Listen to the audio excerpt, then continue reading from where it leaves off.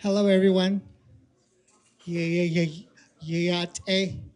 Yeah, la Arnold for Nahaso Kage. It is a great honor to welcome each and every one of you. Shea just Trudie Jackson share. Todich in Shlom, but I'm going to chain. Na Kada Nashache, Skansoy Dashanala, 8 Ayat, the Nenchla. Greetings, everyone. I'm Trudie, and I'm originally from Tisnaspas, Arizona, but currently I live here in the Valley. I've been living in the Valley. What led me to come into Phoenix was going to the Phoenix Indian School. So I've been here since 1984. So I'm a urban Indian, an urban, openly transgendered women. And I really love Phoenix because being a member of the community, I see that connection, whether it be Navajo or Native or within the Two-Spirit LGBT community. So I just wanted to welcome each and every one of you. Um, for those who are traveling from far as well, thank you very much over for spending your weekend with us. And then also, I just want to highlight is that community organizing is a group effort. And I want to acknowledge everyone that helped assist put this event together.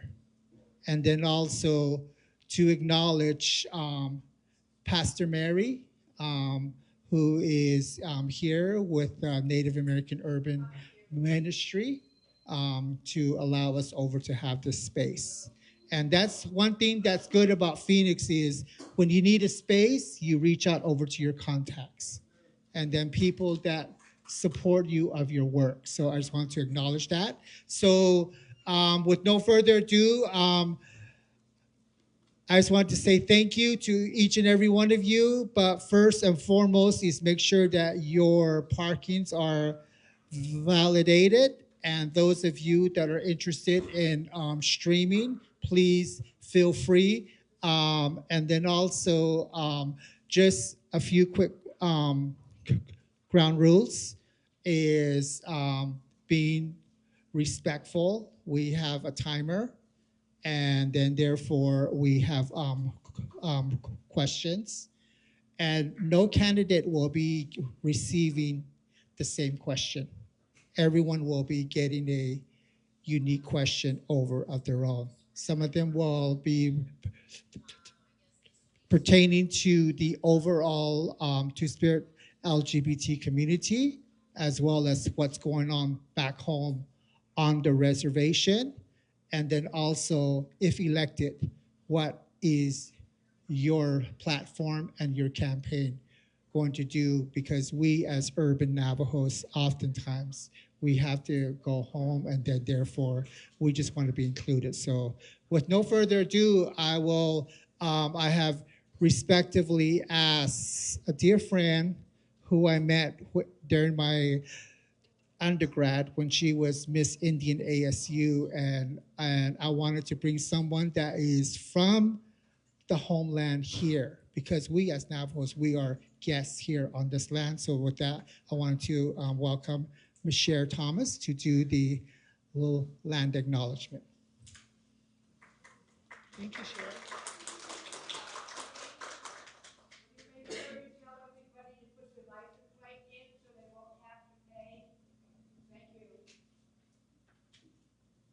Yeah, I don't want anybody getting towed. Dang. Well, yeah, no, wait, hold on. Just kidding. Or Odeshne. But I'm only 1/8 Navajo, so I only know 1/8 of my introduction. I apologize. Well, sapatat kamyoy. In the O'odham language, what that means is it makes my heart happy to see you here all, to see you here today. Sapatat kamyoy. Ani anap chigik, Cher Thomas. Anya awat akamerot kokapa, yavapai, pipash chutane.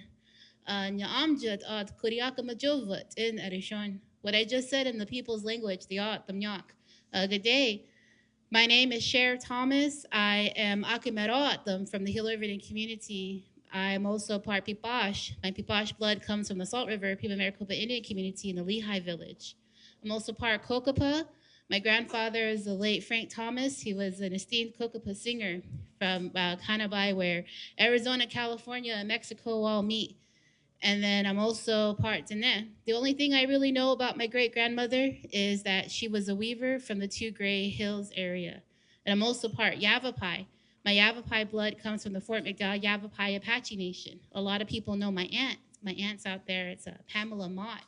She was a former treasurer. My other aunt is a current councilwoman. That's Bernadine Burnett. She used to be the president of the National Congress of American Indians, and she used to be the president of the National American Indian Gaming Association. Those are my relatives. That's my family.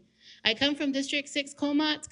So if you know where the Viquiva Casino is, go ahead, read your hand then. Thank you. And thank you for your donation. My auntie earrings appreciate you. But that's where I'm from. That's where I live. Viquiva's in my backyard. And so I'm very honored. I've known Trudie for a very long time. Very, very honored to be here today. My pronouns are she and her, and I identify as an aromantic person. So that's me. And I'm an artist. I'm an activist. I've been in activism for 15 years now. I'm an artist. I make traditional clothing and regalia and jewelry. I'm from 5 different tribes, and I can make clothing from all 5 of my tribes. And it's been an honor to help people from all 5 of my tribes to prepare for ceremony and different milestones in their life. I own a company called Cher Thomas Designs. You can see my clothing online on Instagram, TikTok, Facebook, everywhere. Just always online forever, but you can catch up with me, see all my adventures and the different pieces of art that I create. And the land that we are on here today was probably one of our fields. That's what I always say when I give these speeches. But that's the truth, though. We either lived on it, we hunted on it, we fought on it, or we farmed on it. That's what we always did with the land. Now, this area is central Phoenix. So once upon a time, this was the O'atam Jovut. Actually, all of the time, this is the O'atam Jovut. That's how you say the people's land. Jovut means earth. And so we call it, and the Spaniards came and they called this Pimeria. That was the name of this land. And we were all one tribe, the Akimeroatam, the Tonoatam, the Akchenoatam, the Akimeroatam, the people from the Salt River, and us Akimeroatam at Gila River. We were all really just one tribe, and we got fractured and split up. Kind of like how you all have your different agencies in your different spaces. The Eastern Navajo are very different from the Western Navajo. The Tonoatam are very different from the Akimeroatam, but you all were able to remain the same. You are all still one nation. We got fractured. We got split up again and again and again. As the colonizers built their cities, they split us up because the land where they wanted their cities was in the middle of our Jovut, and that's how we became fractured. And we were originally Pimas. In our O'atam language, that means I don't know. That's really what it means. They would ask us a question, ¿Cómo se llamas? What's your name? Pimach, that means I don't know what you're saying. And so they thought they misheard us, and they thought that's what we were declaring for ourselves. So the name Pima means I don't know. We are the I don't know tribe. In the English word, the closest English word is ignoramus. So that's what they call us when they call us Pimas. They call us an ignoramus, and we are anything but ignorant. And it is our people, the ancient Hohokam, who built some of the canals that are still in use today. So all of the land's people, no matter who they are or where in the world their heart calls home, they still partake in the ancient engineering, the genius that are the ancient Hohokam people. And we still benefit from their ancestral knowledge and their wisdom to this very day.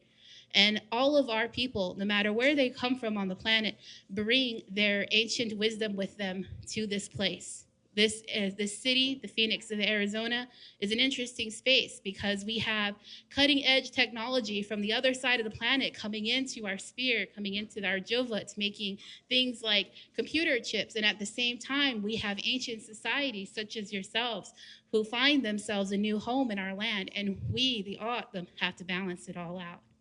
And that's really what I see. It's a pendulum swing. We are always balancing everything out. And the one thing that we have to acknowledge is the beauty and the grace and the resiliency of the land itself. This land has been able to sustain life since time immemorial, even though the desert is a very difficult place to live. And yet we find ourselves in this beautiful land, even though it's a desert. There's hardly any water. You would think there's hardly any life, and yet we find so much vitality in this beautiful land of ours.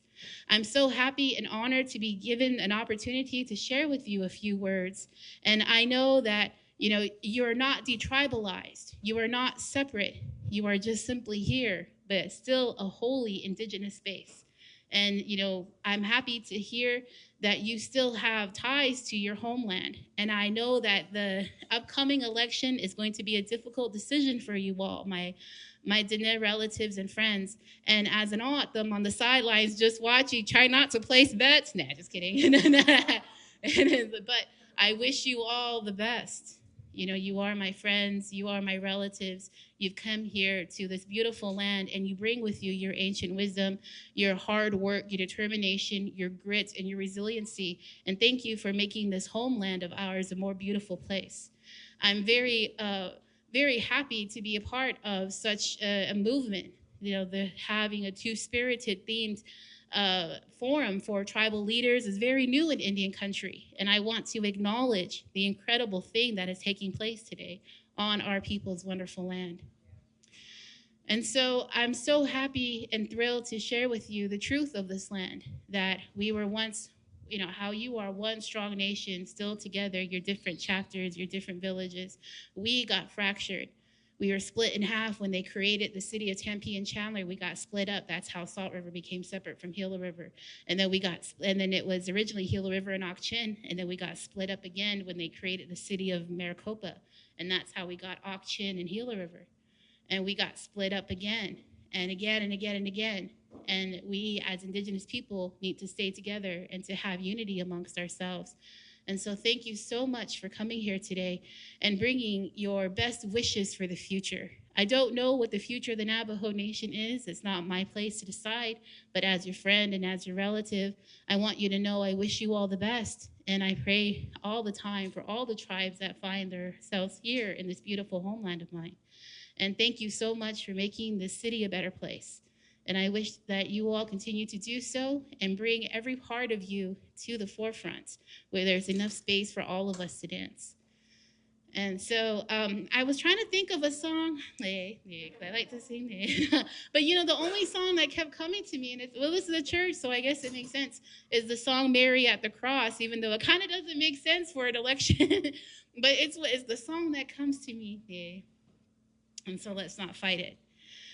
The song Mary at the Cross is an autumn comprehension of the Christian Bible, the story of Mary standing, watching her son be executed in front of God and all the people, and comprehending and knowing and letting go.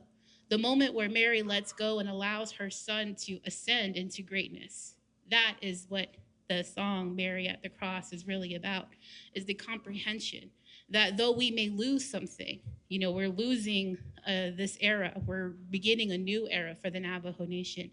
You're letting go, and you're letting God, or letting the Creator, that ability to let go and to let that what is divine to take over and to bring us and to usher us into a new era. That is what this song is truly about. And so with that, this is Mary at the Cross. Oh, hey, where did this come from? Hey. And the Creator brought me my chocolate. Oh, thank you. Oh, this is for me. Oh, thank you. Oh my gosh. I'm honored and crying now. Oh, wow, it's the first song I'm going to sing with this guy. I've been working on my singing too. Okay. Henya mahamanya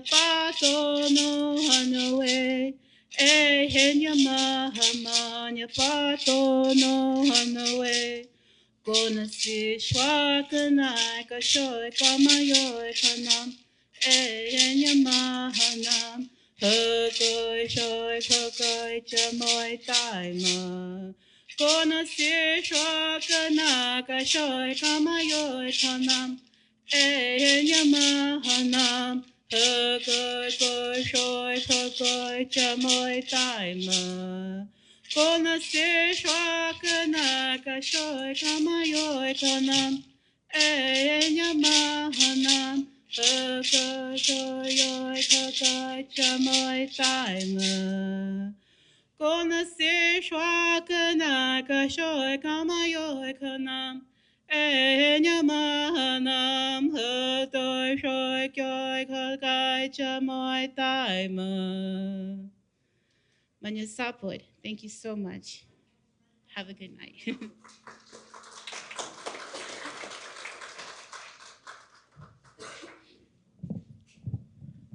All right, we're going to have now the someone up to give the blessing. And here we go. So I'd like to introduce Tiara Draper.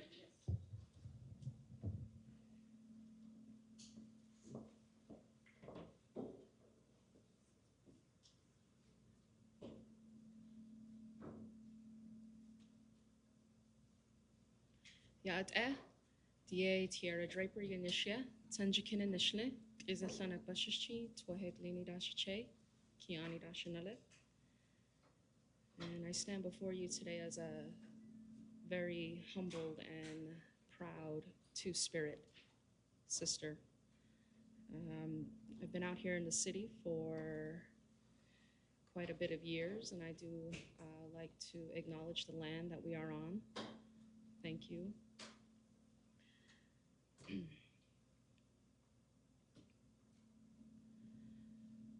Creator, allow us to see with our hearts, hear with our heart, feel with our heart, give us good thoughts, protective thoughts. Remind us that we are human and that if we do make mistakes, please allow us another day to try this again. Thank you to the water birds and the thunder beings for giving us rain, giving us water. Thank you to the land for allowing us to harvest. And thank you to our warriors who are waking up and hearing the call, our cry. Thank you, everyone. Get home safe.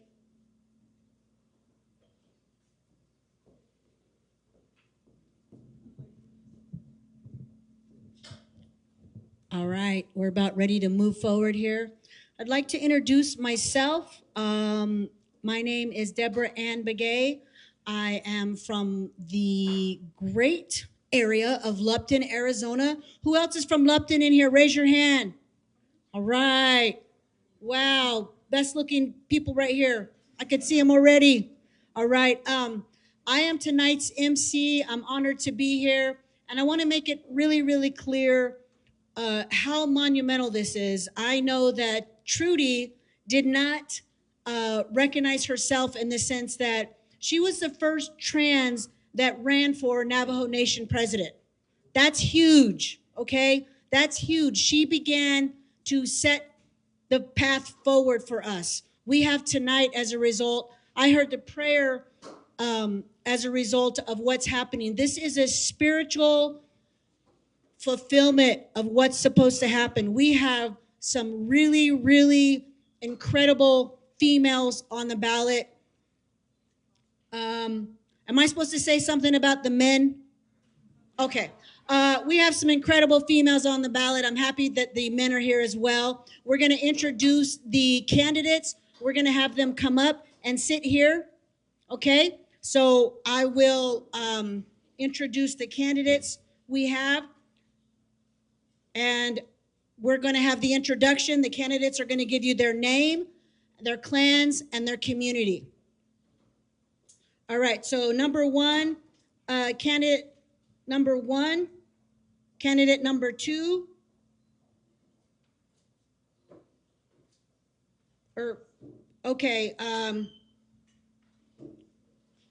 let's just have the candidates come forward because these are not, I know on the voting it has candidate number 1 through 16, and on here on the order it doesn't say what number you are, okay? So just all the candidates, please. How about we have candidate 16 come right here?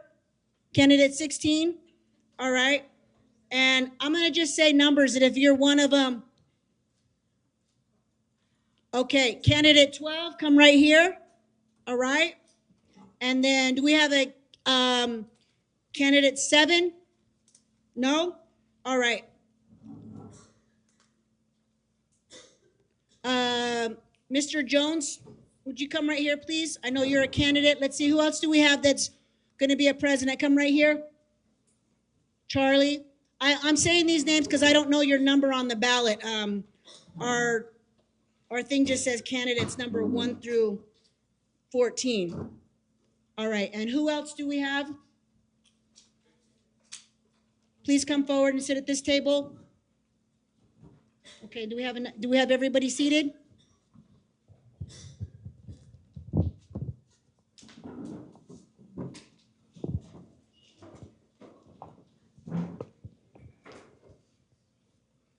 Is that all the candidates that are present? Okay. All right. Coyote came before we set up, and we only have one microphone.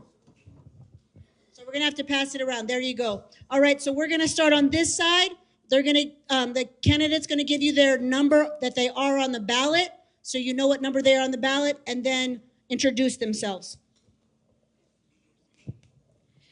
Yat shik she Crystal and Curly nishya ado sanjikina nishle to head lini bashishin kia ani da shiche do diska kia ani da shanale ado sohane de adet nasha. I'm originally from Fish Point, Arizona. I'm here as an ally, and also my pronouns are she and her. Kiahet. Yat shik do shidine ado tahasilo.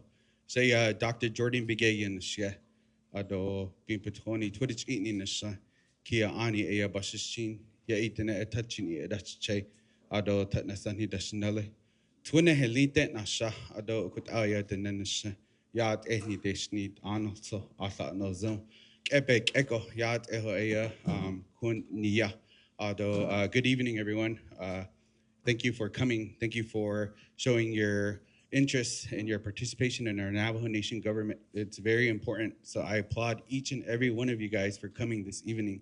Najone, Hala, your voice is important. Again, my name is Dr. Bigay. I'm from the small community of Tunalia in Artuba City. I'm of the Dirk Spring Bitterwater clan, born for the Tiring House people. And I'm interested and willing to meet everyone. So thank you for coming this evening. Yate Shea Alexander Chambers and She Tutnasan in Shlom Tamba Habashin Shanale e Nakaidined and Lido She Twitch Ini Dan Le and Lay Twata Den Hania. Not Ani Nesde, that's where I'm registered. Shama Lay Tensad is Adet Naga.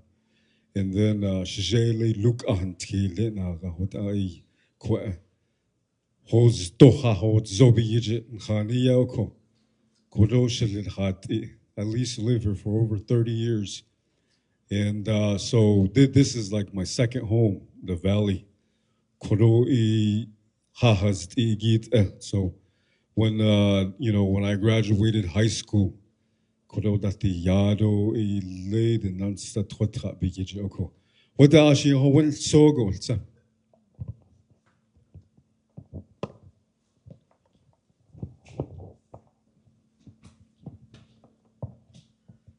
Yat she sanjikinin shle telna habilni bashish chin sit na jeni dashiche tabahat dashinala legi twode ayisete nasha. But I lived here for 30 years. So thank you, Chair Thomas, for welcoming us.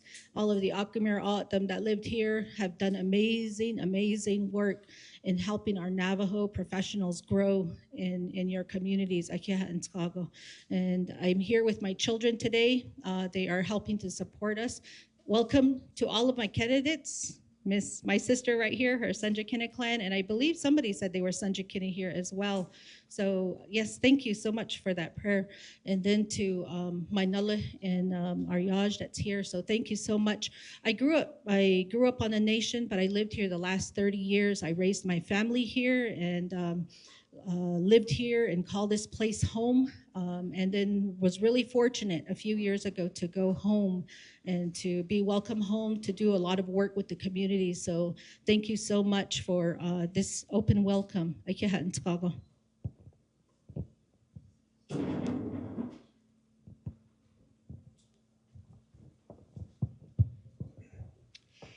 Since my grandma stood and talked to you, I feel that I need to stand also. Shanale. I go, Yat A. Arnoldso, Shike do, Shidenedo, Shel Kahasnito. Yat A. Nihidini do lish. Bedak Egit Algo. Ko Shedo Nen, Shenigi A. Bet Nido Nen, Katnes Zahneba Shin, Ado Kindlichi, Neda Shiche. A she, Eda Shinale. A Kot Echo. Ado ended A Yaha. Sensades ahol yehedo ado in Asha, Rock Point, Arizona. Ado in the ea e le chilchin be todo tech ejebet kwege a kwede yashil ilte katina wash latna khayeta a concentrado lishit o nedo ADG the a kut echo simply nash inige holo.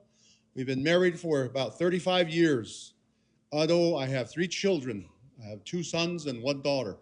Ehut out ya ikwen khani khaisle ako yat edo kha ako le thot kha hol yeda Farmington, New Mexico ade ishnan shnat ito ade ho wan lenigi do in kha hodlo ade ako ado inan shigi hit ekut ako ade thot khade ade nkhani khaisle. So our hostess Shanalet Elan Le Trudie, earlier she introduced herself. And she said, wow, what a long, long way for you to drive. I said, I didn't mind at all, simply because of the fact that the purpose and the reason why we're here. This is just not another presidential forum. This is something pioneering. This is something that is really something that I told Trudie that I wouldn't have missed this for the world, I said. Because I feel that this is so important to the Navajo Nation today that we have to talk about this today. And I feel that I needed to be part of this. Ado number 2, I hardly come down here to the valley because I often say I don't come south of Flagstaff after Easter or before Labor Day. But now I broke that and I'm here. I'm glad to be here. Ado the organization that put all this together, Ado in this house of the Lord that we're in. So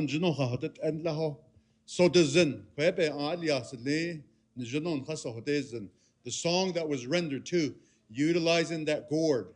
In our culture, that gourd means a whole lot as well. It's a prayer utensil. It's a prayer apparatus. In Juno Quete Ben Lias Le Yisins all the organizing committee that brought all this together. Should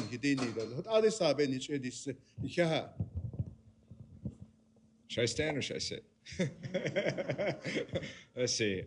I'll do the latter. For presidents, my name is Andrew Curley. Oh, now I'm nervous. I had a joke. I was like, I'm Boo Nigrin, but I don't think that would work. You've never seen me, huh, in person? Anyway, Bilagana Nishle, Hanagatni Basachin, Bilagana Dashache, Ki Ani Dashanale. My Dene side of the family is from near Sanders, Arizona. I'm a registered and voting member at Hauk chapter. My dad is a former council delegate from there, Lorenzo Curley. And my mom is obviously Bilagana. Her family's from Ohio, so that's where she comes from. And sometimes they're here in Phoenix. I rarely come up this way because it's too hot, as you're all experiencing. But my wife and I, she went to school here at Arizona State University. We live in Tucson, where I work at the University of Arizona. So we got kind of that divided house thing going on. But yeah, it's great to be here. This is a wonderful opportunity to talk about very important issues facing many of our community members in the Navajo Nation. So I'm really looking forward to the conversation.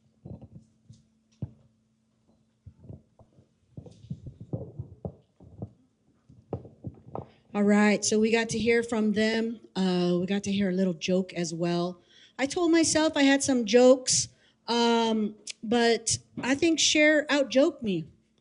So I don't know. I never met a Gila River that was smarter than Danae. I mean, funnier than Danae, but okay. Listen, tonight is a big deal. This is a forum that is the first of hopefully many. Big hats off to Trudie. Listen, y'all. Big Trudie, yes. Trudie.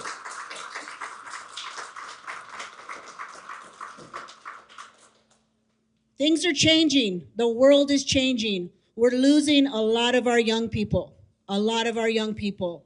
Drugs, suicide, domestic violence, a lot of things. And there's many reasons that's happening. But one of the biggest reasons that's happening is because the older folks are not recognizing that the younger generation has changed. Their identities are changing. How they see themselves is changing. And they feel that they're not getting the recognition and the respect that they need to get. That's why this is monumental. That's why the candidates that are here should be the only candidates that you consider for your Navajo Nation president. The other ones, forget them, okay? Forget them. They didn't make the drive. We just heard from Mr. Jones. He made the drive. It's a long drive. Any of them could have made this drive. So I'm totally serious about the candidates that are here tonight. They made this important. This is the first two-spirit LGBTQIA plus forum for any tribe, okay? Navajo Nation is pioneering making this a first. These candidates here made this a priority. I cannot tell you how much I respect each and every one of them for making that a priority. There's a lot of homophobia, racism, transphobia. You won't believe how much there is on the reservations, on the nation. Okay, so this is very serious to me. I identify as two-spirit. I was in the Navy for 20 years. That's why I'm wearing my outfit, two-spirit. I got my skirt on. I walk in both worlds. I know what it's like to be out there. I understand the problems that are happening. And so we've got to change Navajo Nation. Right now, it's in the dumps. Navajo Nation is hurting right now. There's a lot of things that needed to be changed in the last administration that did not happen. And when it was supposed to happen, guess what? A lot of people got fired. A lot of people that wanted to make changes got fired. Okay? So we need a new voice. We need a different voice. And we need a voice that understands what is really going on and has the courage. It's going to take a lot of courage to stand up, to talk to Washington, D.C. It's going to take a lot of courage to listen to the communities, what the communities really need. Okay? We don't just need a face up there. And we didn't even have a face up there before. I understand that the current president, I mean, nobody knows what he looks like. Is that the president sitting over there? We don't know. All right.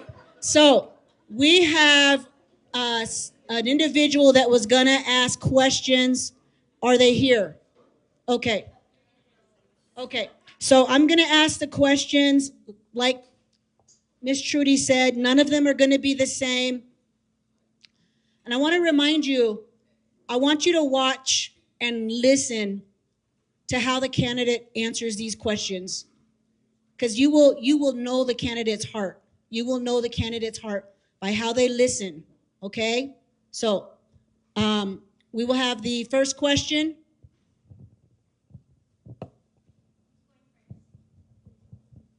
Is that the candidate number? Okay. That's the question. All right, who wants to go first? Okay.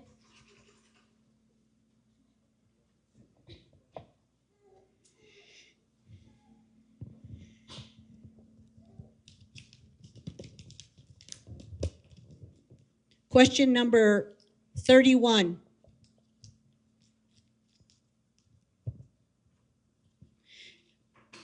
And before I read the question, I want to also acknowledge all of you that came out here, family, individuals that want to know what's going on. I understand there's 2 reporters here. This is being streamed live on YouTube. It's also being streamed live on Facebook. And I believe somebody else contacted me that we're going to be here tonight. I don't know if I see them here, but I'm just letting you know, all of Navajo Nation wants to see this. There was somebody that contacted me today that wanted it on YouTube because they don't have Facebook, but they watch YouTube all the time. And then there's Urban Phoenix that are registering to vote based upon what's happening here tonight as well. All right, so we have question number 31. And the timer's for 3 minutes.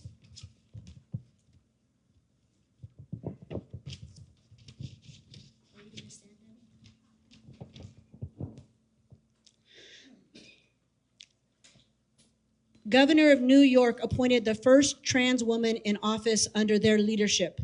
Is this something you would consider if elected? A Dene trans man? Thank you for the question. Thank you, Trudie. I appreciate and acknowledge, where are you? I appreciate and acknowledge the fact that you are the first trans person that ran for political office. Yes, we are set, as president, I am set on hiring people who are not related to me, who are not my friends. The Friends and Rewards program is going to go out. And third is they have to come qualified and skilled. And the number one skill that they have to have is customer service. Customer service was the number one thing in the administration. When you walk into an office, and how they welcome you, how you feel, should be the number one thing that you receive first and foremost. Second is the fact that they have to have a high degree of professionalism. It doesn't matter if they were male, female, trans, LGBTQ. We want to feel welcome when we go into our office.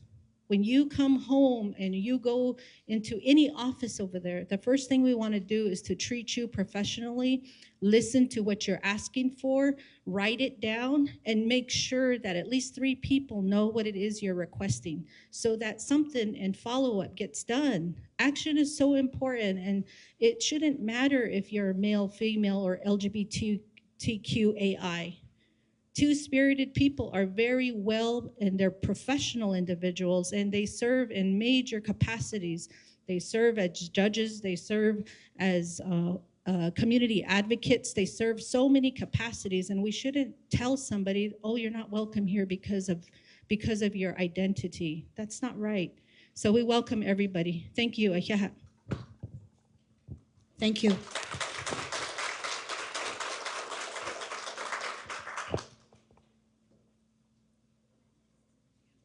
Next, who's next? Who wants to answer next?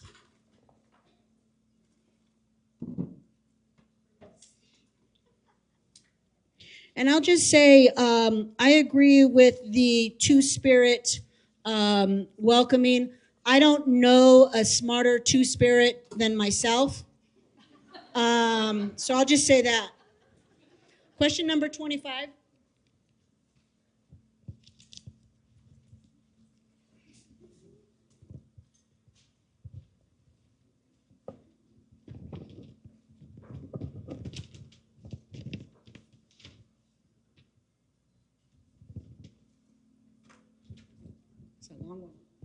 Many of our queer and trans youth leave the reservation for urban areas simply to feel safe or find opportunity.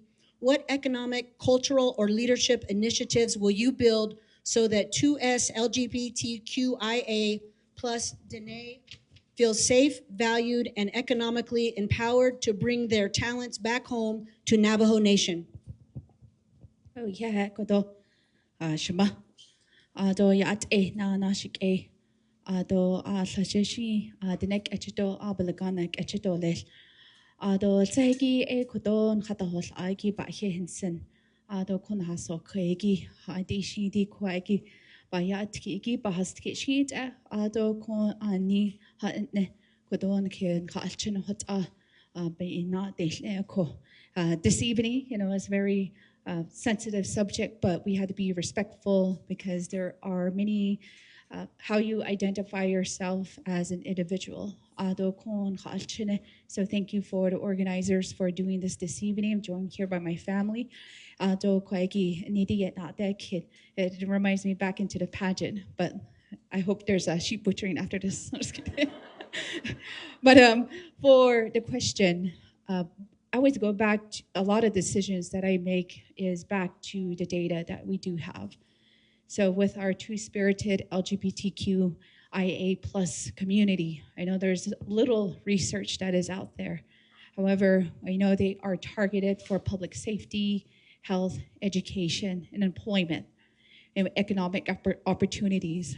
There was a study that we actually done through the Net Policy Institute that really showed what the statistics are currently right now for our young people that are trying to contribute back to the Navajo Nation. So we do see high percentages. This is only within the Navajo Nation workforce.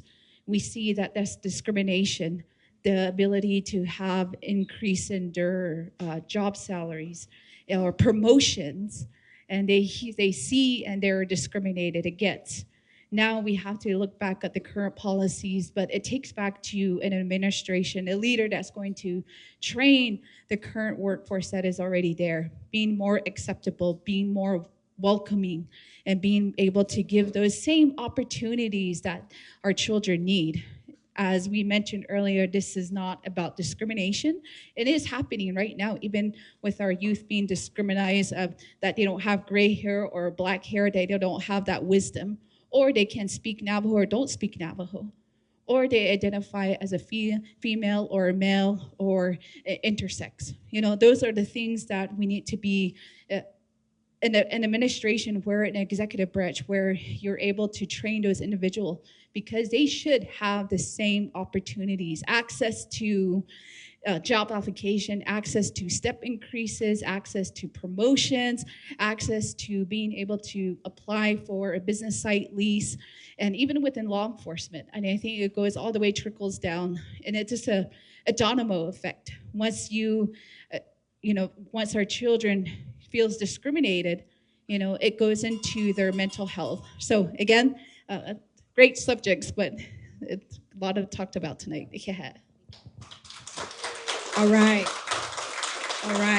Thank you.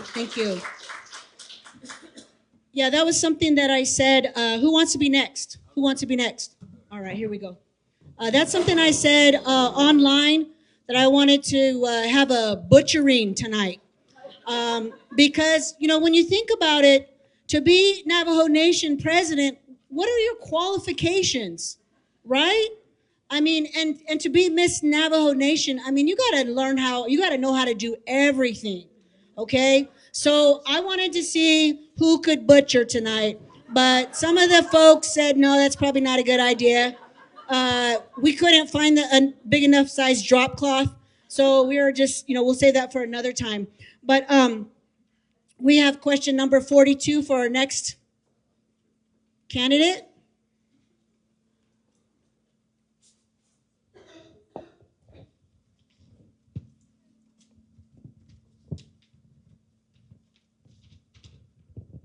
How will you ensure our Dene 2SLGBTQIA plus relatives are supported and protected from federal laws that impact their well-being?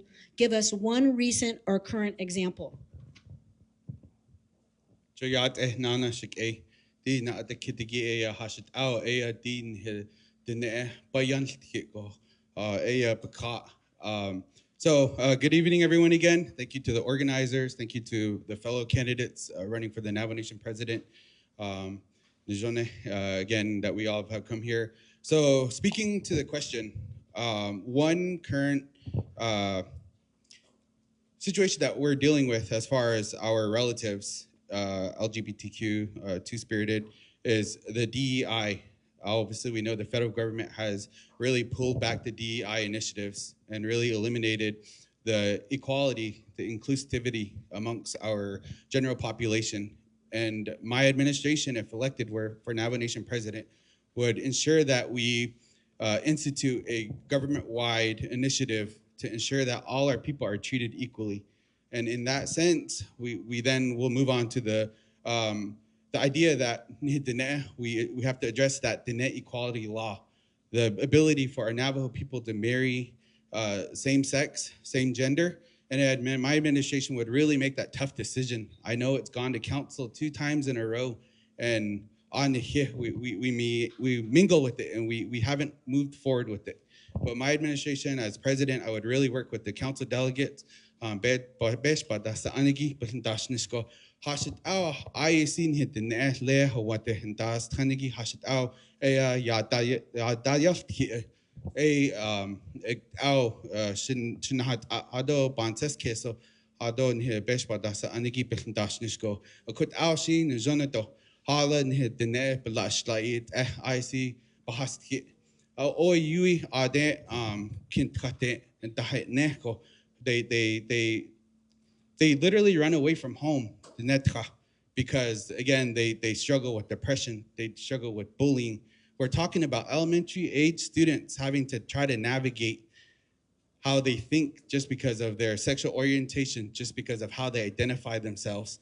And again, this is a tough decision. It's a very sensitive topic, but it's gonna really take a leader such as myself who will be able to stand up and really take to heart how the challenges that our own people have to face, again, to live in this society.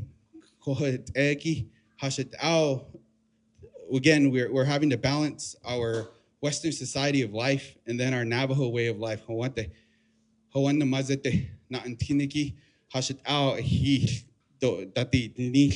Again, we know that the younger society, the younger generation has changed. And based off that, we need to be able to adapt and support our relatives, support our children.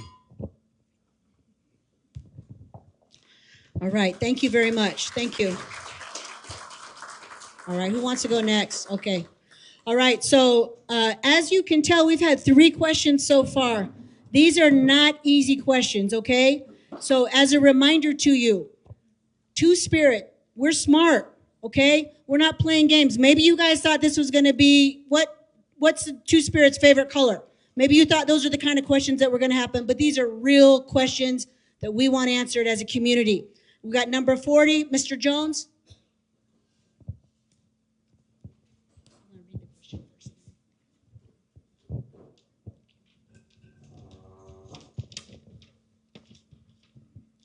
Navajo Nation implemented the junk food tax. No recent discussion.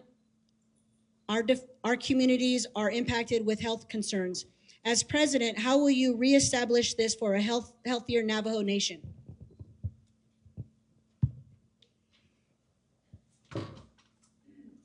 I would have to say, whether it's junk food tax, whether it's one form of regulation, like just what we were discussed here a little while ago, is the fact that of regulations, rules, we have policy, like my Nali over here.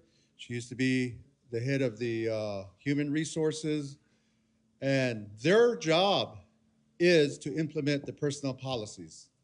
Their job is to implement insurance policies, benefits, all of that. That's their job. And then you have a legislator that's over here, my Nali also, she's the speaker.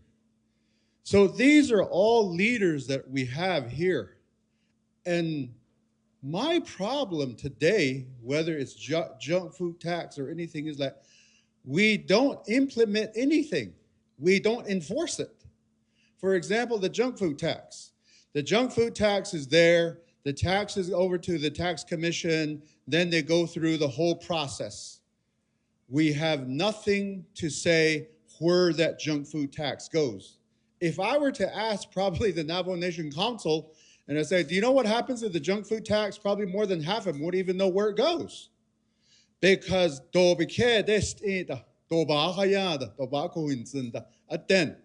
nobody checks on these things anymore.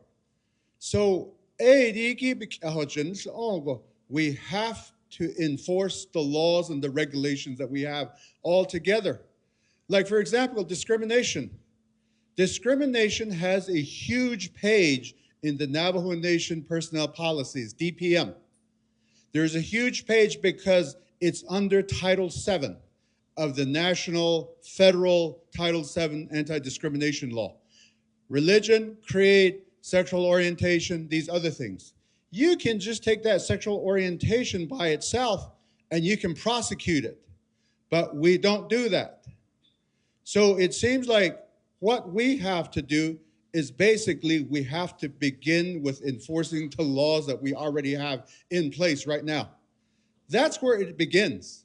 Because we can talk about this and that all we want. But why are we trying to reinvent the wheel all the time? The laws are already in place. The laws are already there. We need to begin to either educate ourselves on what the law says, educate on ourselves about how we need to implement the laws, but at the end of the day, we have to enforce it.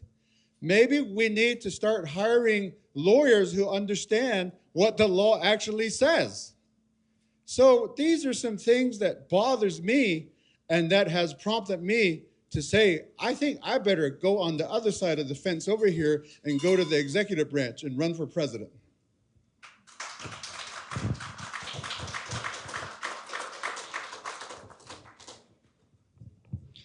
I think I mentioned that I graduated from ASU College of Law. I will be for hire whoever gets elected. My hourly rate is really high. All right. You want to come up here? Okay. All right. So now we have. This says try again. Okay. Okay. So. Okay. 32. He got the one that said try again, which was, I guess we were going to let the audience ask a question, but he wanted to go with one that was already pre-formatted. All right, so we have question number 32. If elected, would you create a 2SLGBTQIA plus page on the Navajo Nation page, linked to appropriate resources? You know, the Nena Ki, yeah. This two spirit, yeah. Our physical being, yeah. And then we have a spiritual sense,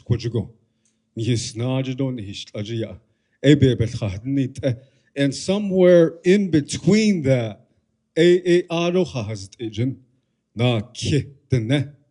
in some way, shape, or form, we are all two spirit in some way. We have a physical body and we have a spirit. And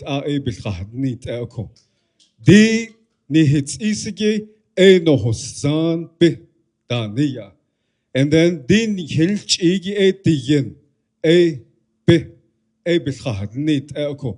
and each one of us, we are a spiritual being.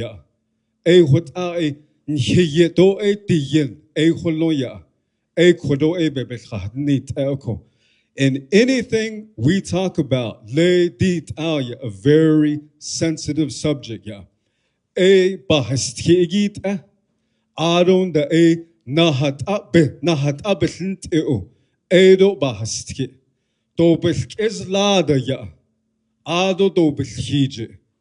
Our co-equals of branch, the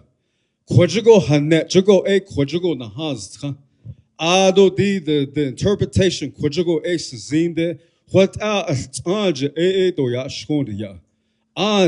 if we were to follow tradition, and are co-equal branches of government,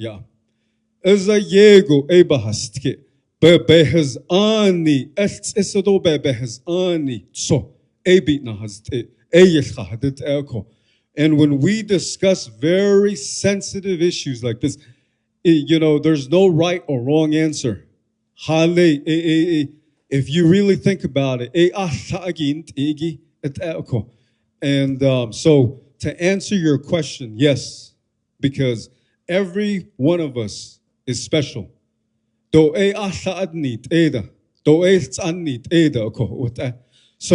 one of the things on the Navajo Nation is we need to unify and come together Arch door yatke elota. Quagi be Asa sit leo. Kohonda nahat abadzilo yagi beke the 100 kaya. All ye hojon. All ye nahat zil. All ye nihinat it zil. Aya. What ayil khadet. Aha shil so dikwa lede so dit alnant egi eshi hajol yegi ebigatol shik.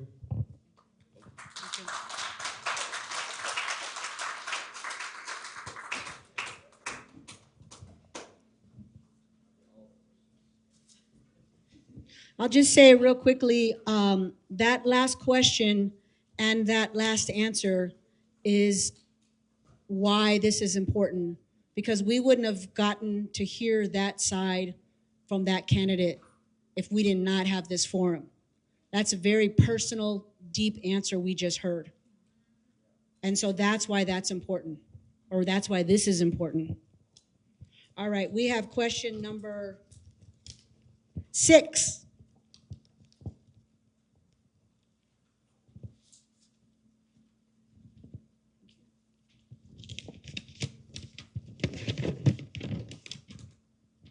What would you say to other Navajo Nation presidential candidates that are not present today for the 2SLGBTQIA plus forum? I'm going to take their identities.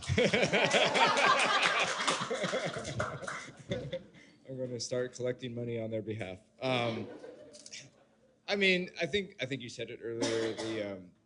The importance of this. Oh yeah, the importance of this forum is self-evident, and it's something that all of us that are here are demonstrating our support, right, as a topic, as something that we have to address and think about and try to come up with a strategy within the executive branch, within the Navajo Nation government that benefits our Two-Spirit LGBTQIA plus community, which is substantial.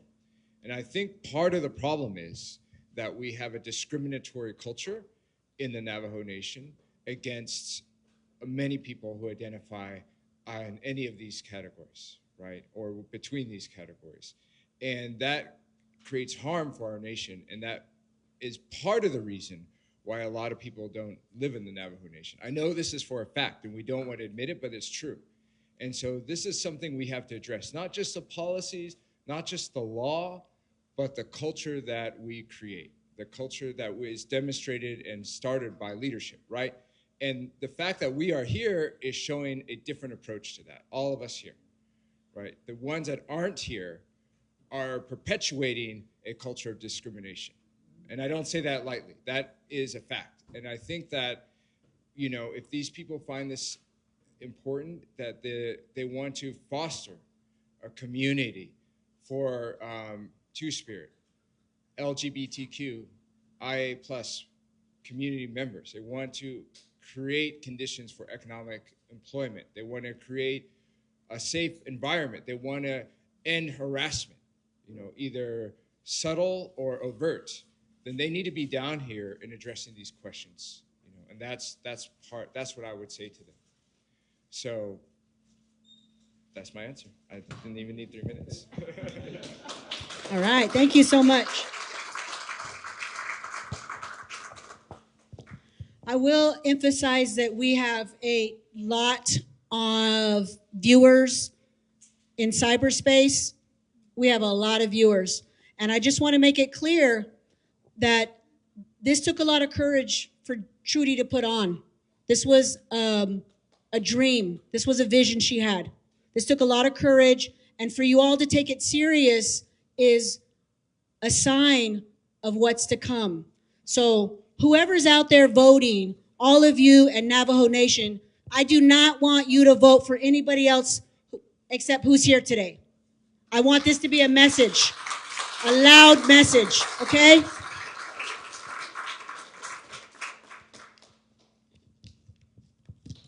All right, we have question number 5 for what candidate?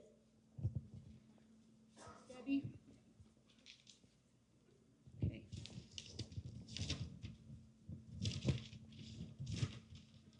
Most recently, Navajo Nation partnered with Axiom to provide residential treatment services without the urban Dene knowledge. Navajo Nation purchased a store apartment building in town for $4 million. What is your input on this matter?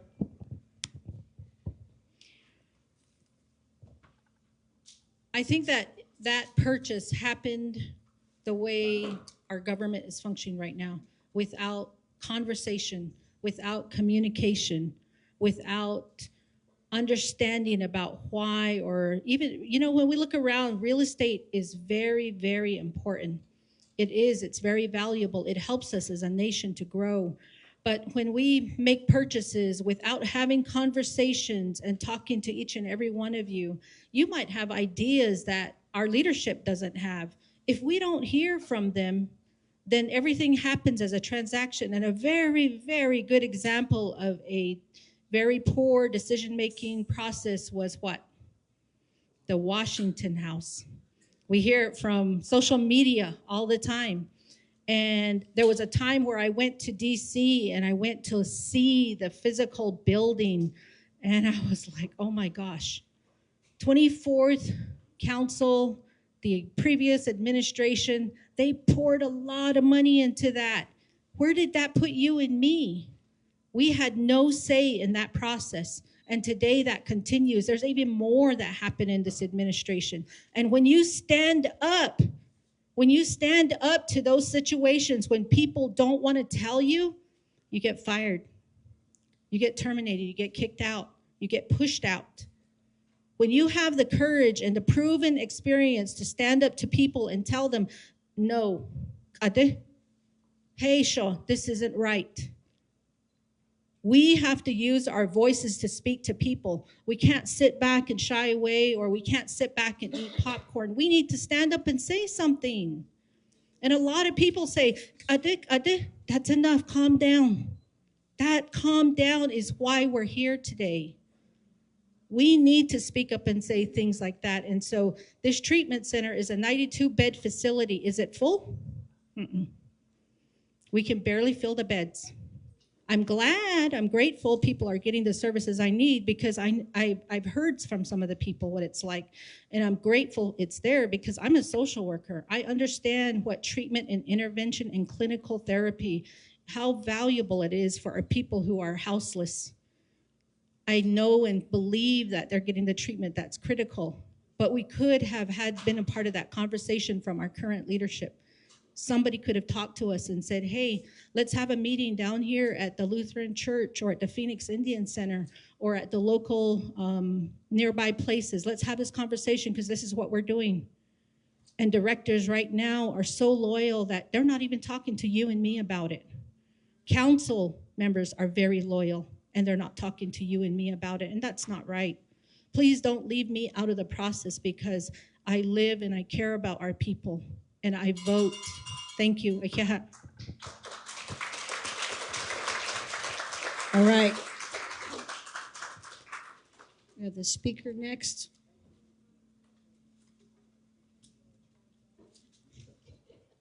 All right, we have question number 33.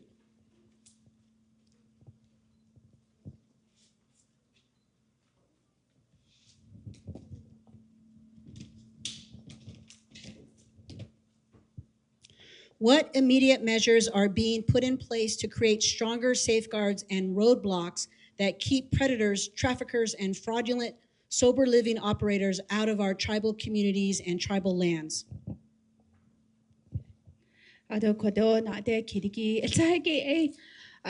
one of the questions that went unanswered is what could be possible with the junk food tax. As we all know, 2% of the junk food on the Navajo Nation goes into a fund, and then that gets disseminated out into the 110 communities. So if you go back to your home chapter, look at those balances, and then it goes back to the recommendations through the budget and instruction manual and what those funds could be used for. But it could possibly be expanded to, promoting healthy relationships, or even education programs on domestic violence, or violence against women, LGBTQ community. So I think the endless possibilities that are there to make our community safer and healthy.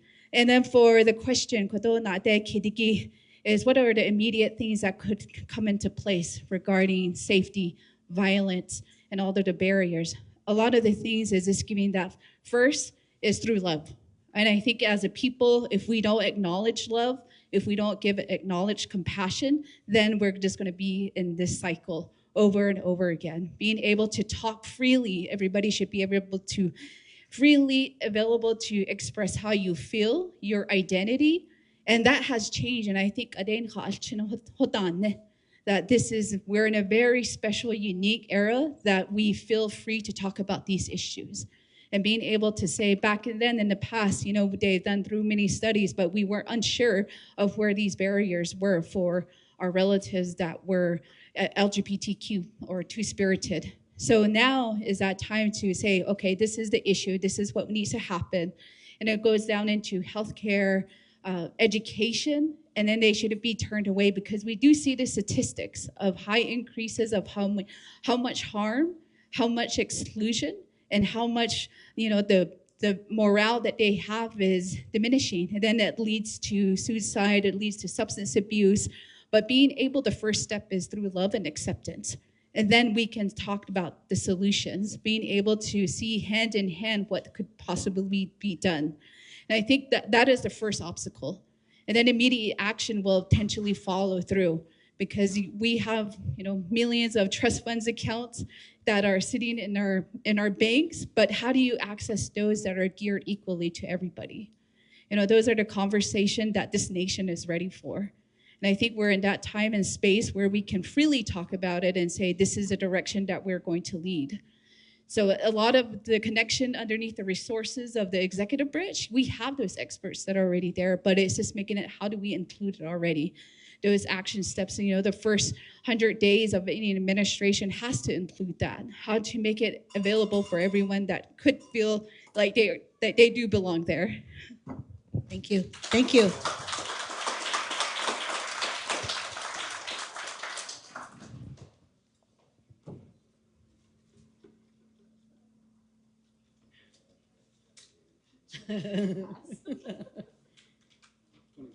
All right, question number 23, or is that 28? Looks like 28 to me.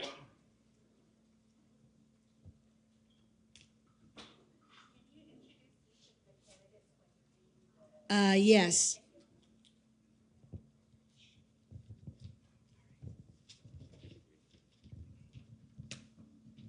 All right, we're going to hear from Dr. Begay for question number 28.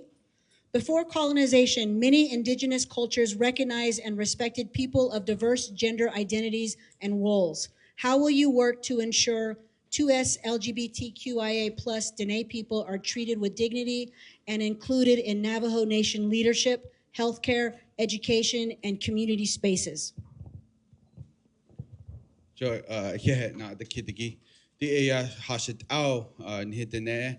Asao Bonson Keso not the kid. So that would be my response is again we're all equal and the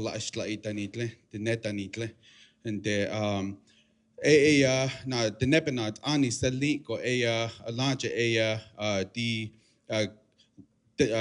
declaration hadeshli the inclusivity, auto equality, din hitne, bekea bakate, AIC, nihilpehos and deto. Again, I would ensure that I sign a proclamation that, again, recognizing that all people on the reservation should be treated fairly, equally, without discrimination, harassment. That's important. And again, it's a tough subject to address, and we continuously fray away from it. And I know we discussed a little while ago about our Navajo Nation policies. We are in 2026. The last time our Navajo Nation policies and procedures was updated was 2019. So we are 6 years behind. We know that there are new advancements, there's new developments, and even, again, the greater world, and then thinking about our Navajo Nation How have we included the feedback we get from our chapters? We know we have our voting members, the people who attend chapter meetings. How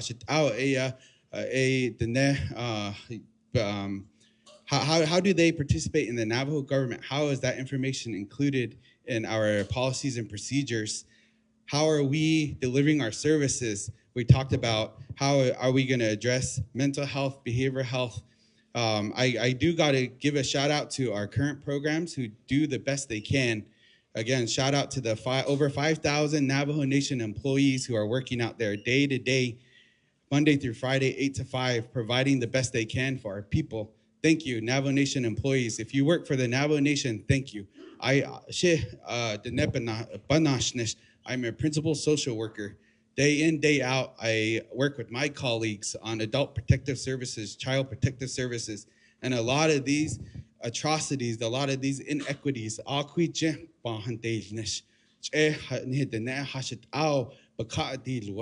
we talked about the facility here, Axiom, I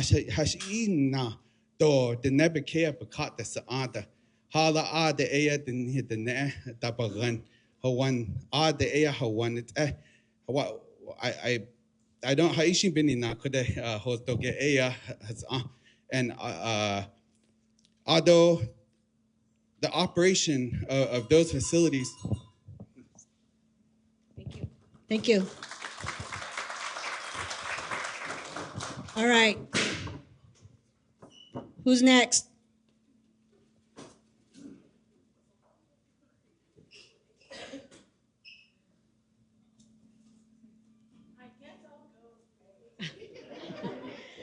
All right. I just want to remind everybody that these questions were thought up from the committee. They were not known ahead of time. So kudos and much respect to the candidates, because these are long questions, as you can hear, and to keep them and to hold them without having to say, wait, what was the question again?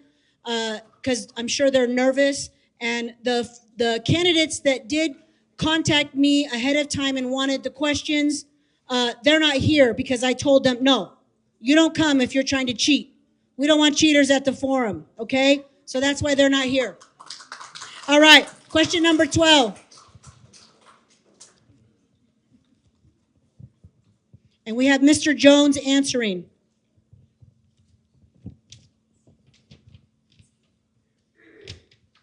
Of the past Navajo Nation presidents, what is one thing you learned from a previous leader that you would include in your administration?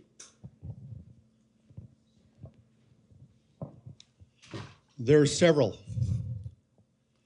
Number one is accountability. You have to have accountability. You can't have an open government without accountability. For example, let's go back to the junk food tax again. Accountability drives that junk food tax. Yeah, 2% is there, but how much of that 2% has been accounted for to date? You can go blame the chapter houses. Well, you can do whatever the heck you want with it over the chapter houses. But it's government's responsibility to ensure, because that's the people's money. You got to figure out what happened to that 2% at the chapter level and how should out should us in. How should out the hadist out should us in. Oh, ni kadon the hadit out shi jigo shi do ba yo zeta. That's not accountability. Number two is transparency. Ina kikun nana. Anna benazla hat ishi pa yat hitot anna benazla hat ishi al neheki ishi yisipohne. Ana hund ne khodeban jagado nedo ta khojo et yat no she. That's not transparency. You need to tell the people that. This is what's happening here. Again, 2% of that junk food tax.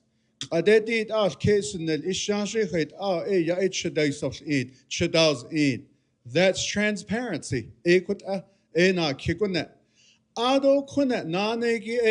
I was listening to the conversation here this evening. Of course, there are difficult things to talk about. But if you make it difficult, it's going to be difficult. Like this issue with LGBTQ. We can say, no, we're talking about human feelings here. We're talking about human beings. They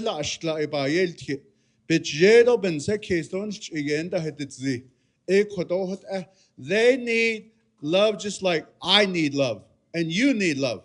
Love is love.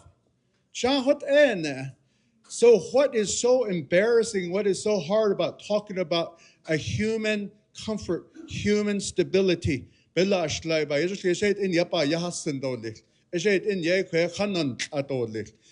the main thing here is that, I'll tell you, be the first to tell you, corruption was one of those subjects. I don't think, we're in denial. Still today, we're in denial about that. I brought corruption out into the open about over a year ago. There's corruption in our government.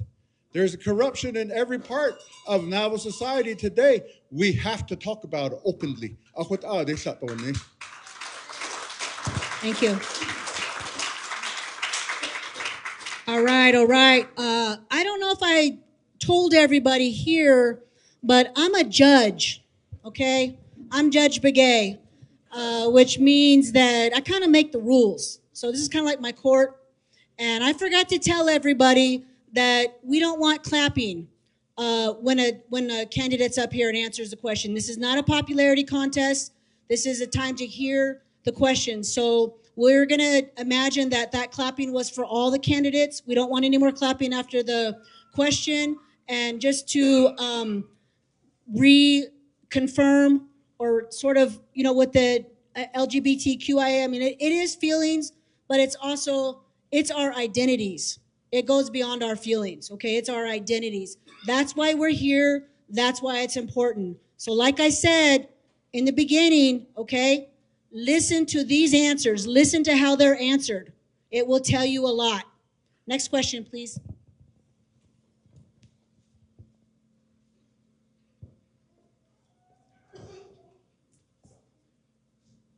Okay. We have Mr. Chambers, question 30.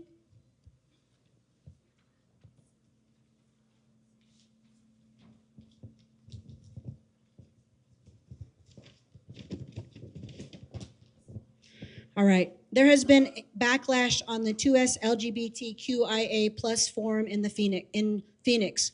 What would you say to those in objection? Well,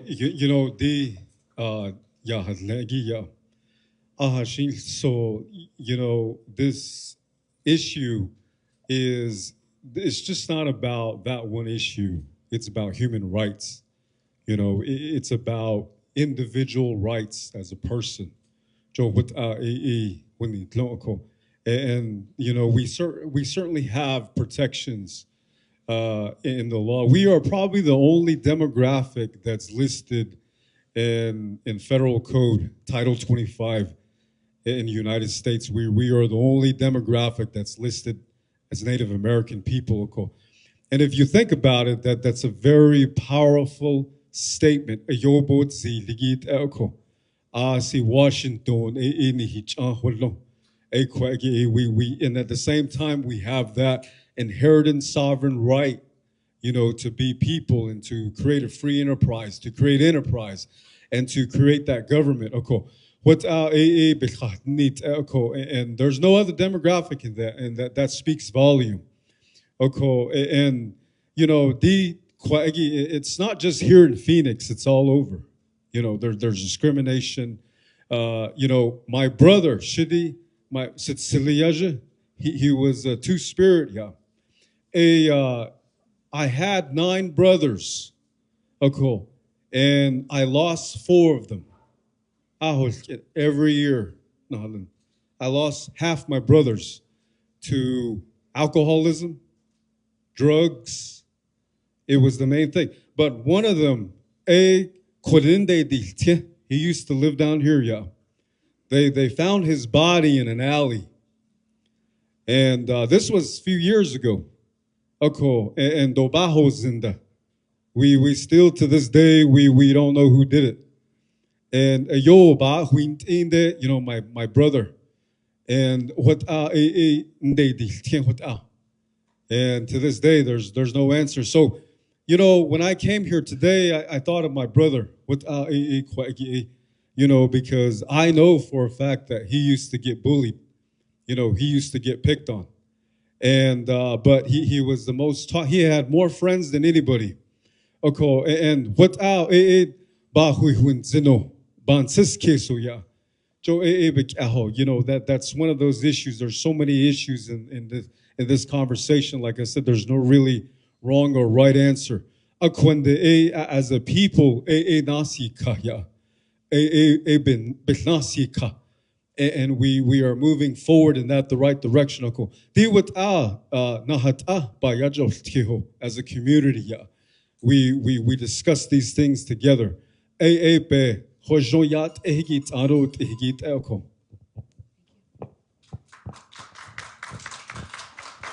Thank you. Thank you.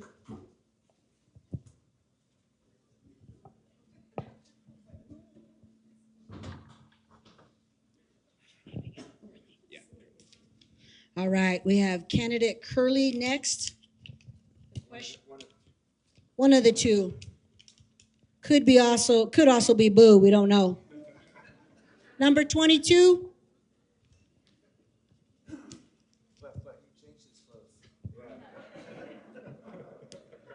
Now wearing blue.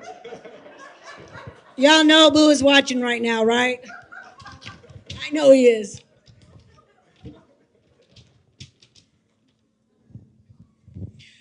Resources within the 2SLGBTQIA plus communities often receive insufficient attention and funding. Notably, there is a lack of advocacy from Navajo Nation leaders to allocate funds to support these communities. Would you consider appointing liaisons to pursue federal funding opportunities for community members identifying as 2SLGBTQIA plus? Thank you for the question. The short answer is yes. I think that any kind of liaison for federal funding for specific needs in our community is warranted and something that I would support. I think this question addresses a fundamental issue with what's going on in the Navajo Nation, what's going on in Winter Rock. I think that candidate Jones had touched on it a bit about accountability. And what we're worried about is unfunded programs, underfunded mandates, right? And we can create initiatives, we can create commissions and things that are dealing with a specific topic, but implementing that and getting that to succeed in its objectives is challenging.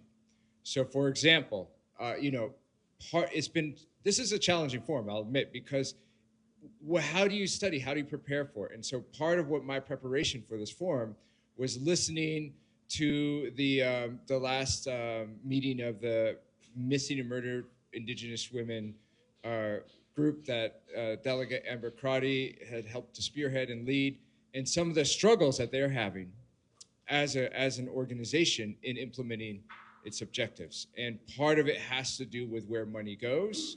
You know, part of it has to do with Navajo Nation law. You know, in that forum, they were talking about law prevents not-for-profits, other kinds of organizations from using money that's coming out of the Navajo Nation Council, set aside in order to implement what they need to do. That's not an individual person. That's not a particular delegate. That's not a particular president. That's a legal issue, a structural issue that we would have to amend with changing the Navajo Nation Code, amending that law, how money is spent, and how we can support those programs. So if we need an organization to advocate for money at the federal level, can we support not-for-profits? Does it have to go through existing programs within the executive branch? I think we should explore that conversation. Can we be more efficient and effective with the money that we have and we spend in that approach? And I think that there's a possibility we can, and we ought to look into that. So when we're talking about, and I don't want to diverge too much from the central issue, how do we enhance the lives of Two-Spirit LGBTQ IA plus people, Navajo members in the reservation, and the broader community in the diaspora. And if it requires going to DC and having federal funding, that is something we should prioritize and look at. At this point, many of you know who the president is, and that's challenging with that. So we have to support ourselves. All right. Remember, no clapping. Okay, who clapped? I need to get my citation book out, okay? I said no clapping. All right. What we're going to do now is we're going to switch it up a little bit. We're going to take one question from the audience, and each candidate is going to have 1 minute to answer that question. And before I pick let's have Alicia pick, because I don't want to, be the person that picks. But I do want to say something real quick. These answers, all of them, were phenomenal. They were heartfelt answers. They were very, very informative. I'm very respectful of each of the candidates. Number one, for coming here, for being here. I wish last election for Navajo Nation, we would have had this forum before the election, because we probably wouldn't have had the candidates that we had. They probably wouldn't have made it through, okay? So I'm going to say something very, very serious right now that's on my heart, and that is that these candidates have my support. I want, like I said, everybody out there in cyber world, I don't want you to consider another candidate other than the ones you see right here. I don't want the other ones considered, because they took the time to get here and be here and answer and prepare and show themselves, okay? Our last president, all I'm going to say is, if we ever have a president on Navajo Nation that treats a vice president like that again, we're going to shut down the nation. There's going to be a revolt, and I'm going to lead it, because that was not okay with me. That is not how we treat our Dene women at all, for any reason. So that's why I'm joking a lot about him, because I did not like his behavior. All right, so we'll move on. Alicia's, okay? Okay. You want to come up here and ask the question? Yeah. Your name, sir? My name is Carlos. All right, Carlos is going to ask a question. Remember, each candidate is going to answer, and they have 1 minute to answer. My question is this. So, as an identifying LGBTQ father and husband, and both my wife and I are both considered LGBTQ ourselves, I want to know what the candidates are going to do in bridging the gaps between suicide that's going at a higher rate among our youth, and it's dangerously high. And it worries me as a father, because I have kids who have to battle this in the city, and I can just imagine how bad it is on the reservation.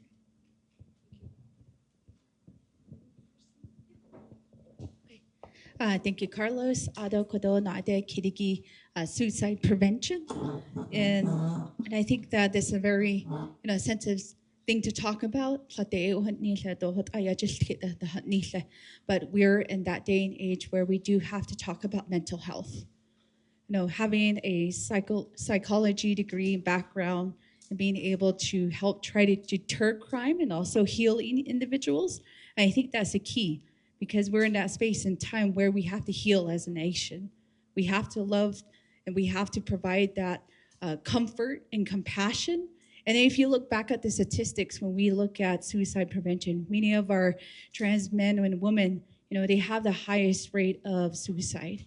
We have the highest rate in abuse, neglect, stalking, you name it. We are just put as a number.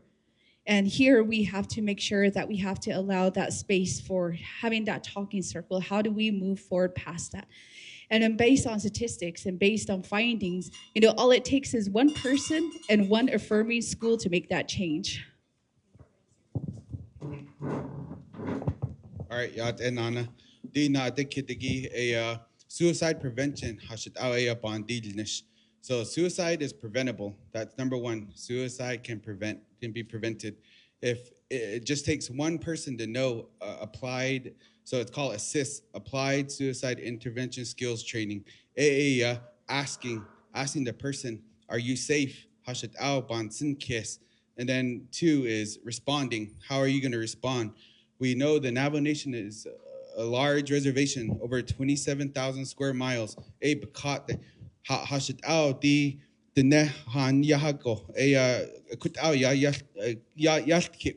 If a person comes to you and tells you that they're feeling these signs and symptoms of thinking about harming themselves, ending their life, what are you going to do as a community member? You're going to take them over to the emergency department. You're going to ensure that they get evaluated by a physician, a medical screening exam, and then there's services, treatment. That's the number one thing is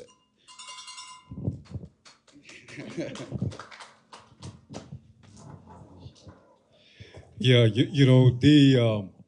I think there needs to be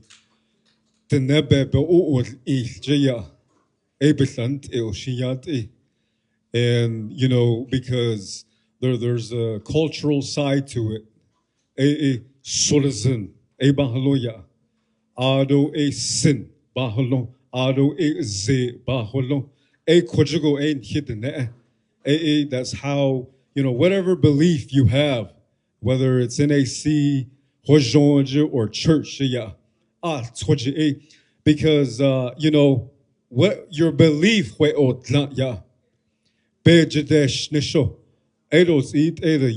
your belief. When you empower your belief and whatever it is you believe, that's your faith. That becomes your hope. That becomes your opportunity. And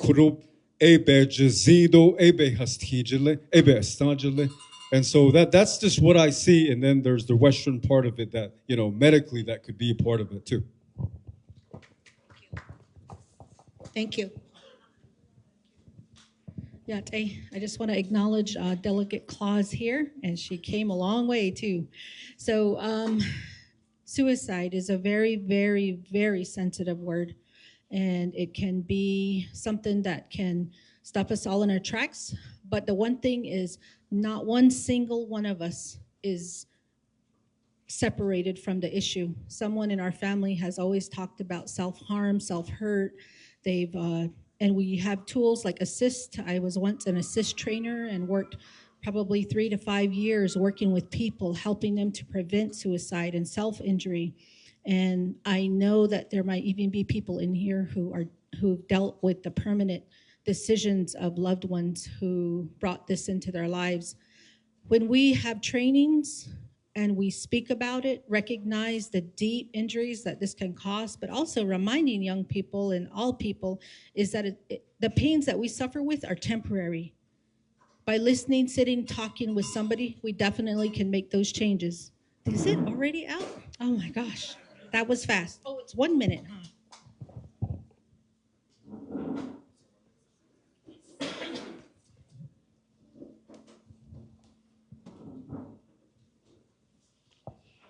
Is the term for that. I'm going to bring it from and expound upon what my dad was saying here, Mr. Chambers, is that you have to have a balance. These good social workers that are here on the panel, they have their clinical experiences and all of that. But my experience is from a ceremonial practitioner. I've had patients come to my home. Middle of the night, boo, boo, boo, boo. I'm going to kill myself. What do? So you have to go back to the fact that, number one, you have to tell them that it's not your fault. No, you just didn't wake up this morning and say, hey, I'm going to kill myself. There has to be some kind of a traumatic link to it. And you have to figure what that is. It could be a number of things. And so the process of finding that out, but also to tell them that it's not your fault. I am here. You need to come in here. There's love here. There's empathy.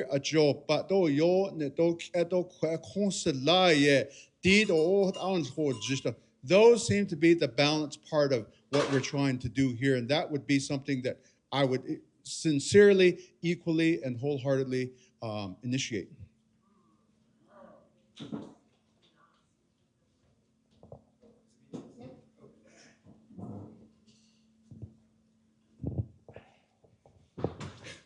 I'm tripping around.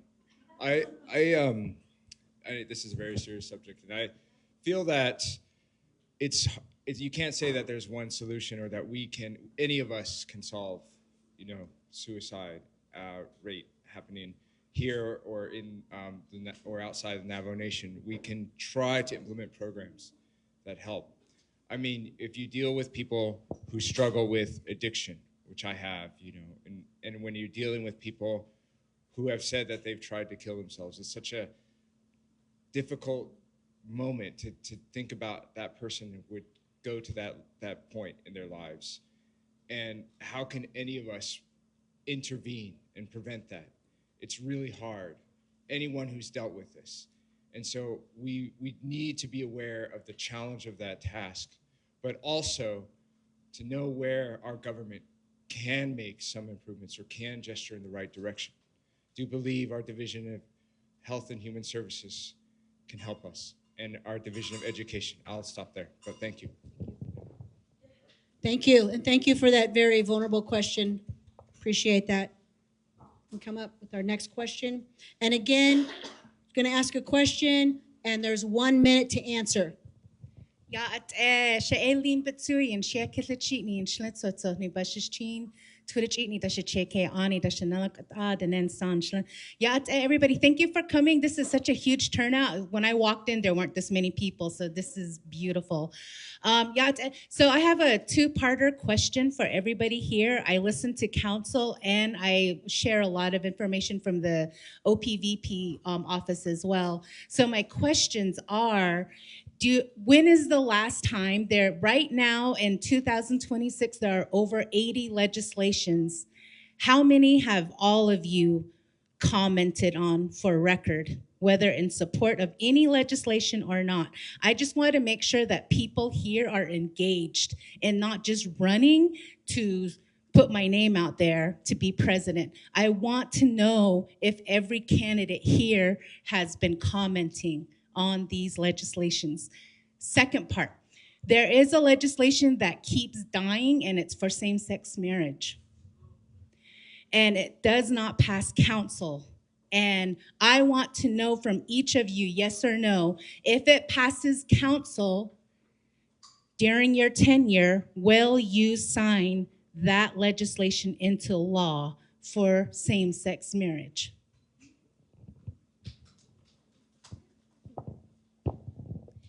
Since it's 1 minute, yes, we do have a 5-day comment period. It's open to everyone. Again, that's on dibs. So if you go on Navajo Nation Office of Legislative Services or Council, then you can have access to it. So that's open to everyone, even after the 5-day comment period. And then for the Same-Sex Marriage Act, I know it was introduced 2 times. We had numerous work sessions on it. But if I'm in the president's seat, it does need to be signed because it's 2026. How are we still talking about this issue after so long? Even the thought, I'm going to leave you with an analogy. Back at home, how many restroom outhouses do we have? Just one. It's not gender specific. It's just everybody goes there, and that's how everyone should be equally across the board. All right, so first part of the question, yes, I do comment on legislations. I've done it for executive directors who are being nominated for their positions. And then the second part, yes, I would sign if selected. Yes,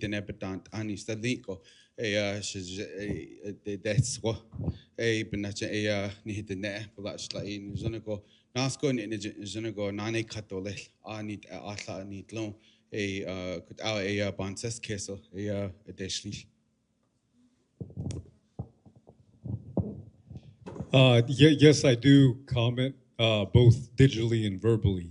And so, any important legislation, I do either approach a delegate or talk to, people about these things. So it's both a very humbling experience to do both. And then yes, I would because there's a time or nation, we're going into a new time, and it's constantly changing. And so within that change, we're constantly experiencing different things. We're in a pivoting time. We're transitioning from here to here. That's what we're going after. And it's kind of like a new order. It's to fundamentally change the Navajo Nation and tribal nations across the United States.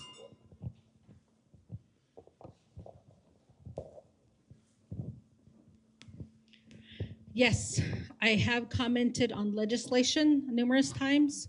I also have emailed all of our Navajo Nation Council, including Speaker. I have also texted our delegates, and I also sit in council chambers. I geek out on this stuff. I email the chief of staff. I email the deputy chief of staff. I ask a lot of questions, and I'm a very nosy woman. I want to know what we're doing, and when this legislation passes through, I'm going to thank the first person who made the legislation possible, Seth Damon. I'm going to talk to other delegates who are Nathaniel Brown, who worked on other legislations, and I'm going to make sure we include our youth in the signing of this document. It is long overdue and one of the most detrimental pieces of law that we are just sitting on. All of our young people, if we really do care about if we really say that Allah is valuable, important, loved, then we're going to think about the future, our young ones.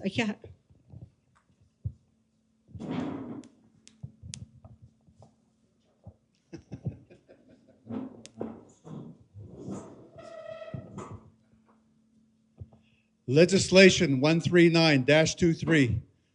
The second it comes on my desk, I will sign it. As it is written, but I will also make a recommendation to beef it up also, because there's a part in the legislation where this language is not as strong as I would like it. I would like it to say specifically, the Navajo Nation Department of Personnel Management shall and will enforce this law. And I want the personnel policy manual to be changed immediately so that there could be enforcement if there are any violations of it. Yes, I will sign it. Number two is that the comment period is good. You can comment all you want, but I've always had a problem with it. Where does it go? Just like the chapter houses, they pass legislations. Where does it go? It doesn't go anywhere. So what's the point? But I do confer, and they do confer with me, legislators, delegates, chapter officials, to say, Hashat Abans in case, and I usually tell them, Did Abans, this case.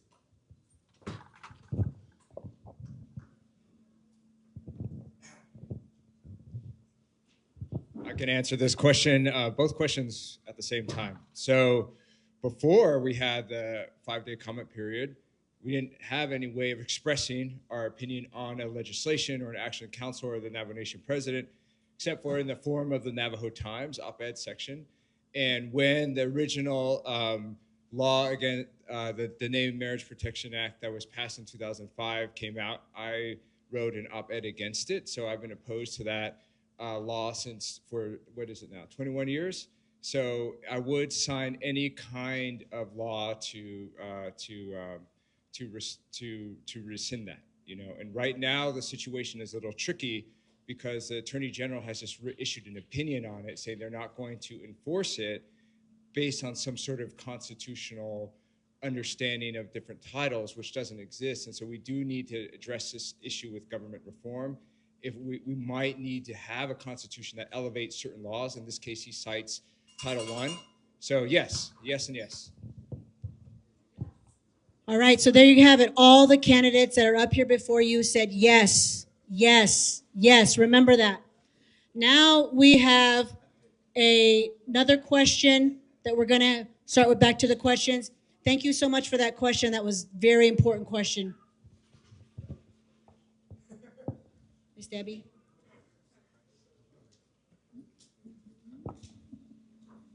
All right.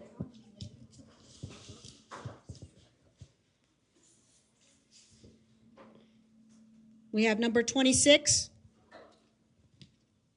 Ms. Debbie to answer. Candidate. Let me ask you. Traditional Dene teachings tell us that our two-spirit Nadle relatives held sacred, respected rules in our societies prior to colonization.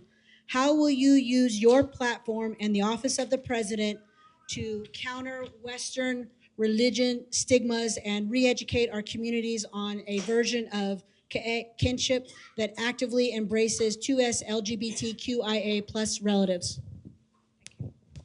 There are a lot of opportunities to do this. How much time I have? 3 minutes, okay. There are a lot of opportunities to do this. We can work with all these different groups. We have veterans, we have ranchers, we have farmers, we have all of the different faith-based groups. If they belong to the corn pollen bag carriers, the NAC, any of the faith-based organizations. But one of the most important things that we have to do first is we have to start in our home. We have to start with ourselves. Because for me, understanding all of the terminology of two-spirit LGBTQA questioning plus, right? So when we talk about that, that's a lot. That's acknowledging. And I'm sorry to disrespect you when you were, I probably messed that up. But when you find out that students that you're working with are struggling with this, they're the ones who teach you in their minds what it's all about. And they're the ones explaining to you. So you're listening very closely to our young people. And you're listening to individuals, even elders, who probably couldn't even speak their identity for decades. And when they're figuring it out, they're telling you about it, and you've got to be there listening. So as we go through, we can work with all these different groups. We can launch from the government using budgets in healthcare. Because when you think about suicide is a health epidemic. It's a crisis. You can find those funds in the health department. You can find it in public safety. You can find it in federal grants and even foundations who really care about our youth and our communities and who care about women. There's so many opportunities. So budget is going to be the one thing that you have to look for, secure, and find within the government. And as I go forward, some of the opportunities that are also there are the laws. We talked about laws that need to be updated. We can keep continuing to bring them back, but without education and working with laws and making it happen together, it's not going to happen. So we have to do education first. We have to talk about suicide prevention, self-injury prevention, addictions prevention. It's not just one component. We have to work with all of this, but the budget is the one leading factor that we have to find the money. Thank you. Thank you. All right, we have the next question. And I just want to also highlight something that just happened there. And like I said, you got to listen carefully, and hopefully you didn't miss this because I didn't miss it. Miss Debbie apologized for misidentifying somebody. And that is something we don't see a lot in our leaders, and that the humility, okay? It takes humility to apologize. And I will tell you right now, I have 3 youth that I'm raising. They all call me daddy. That's been their first word since they were babies. And so they kind of out me all the time because they're yelling daddy, and all the moms are looking around for a man, and there's me. And then I gotta, tell them my story, which is fine. But if you misidentify somebody, apologize. Or what are your pronouns? We need to learn that language, and we don't have our leaders doing that as role models. And so I really appreciate what I just saw here, because our president needs to have humility, because the youth, they're fast. They're going fast. My kids are telling me new things all the time that I don't know. And I do not act like I know anything, because they know way more than me. And that's the same on Navajo Nation. Everybody has access to social media. So we need a president who is going to say, I'm sorry, when they make a mistake. So far, I haven't seen that. But hopefully with this next administration, we will. All right, number 41.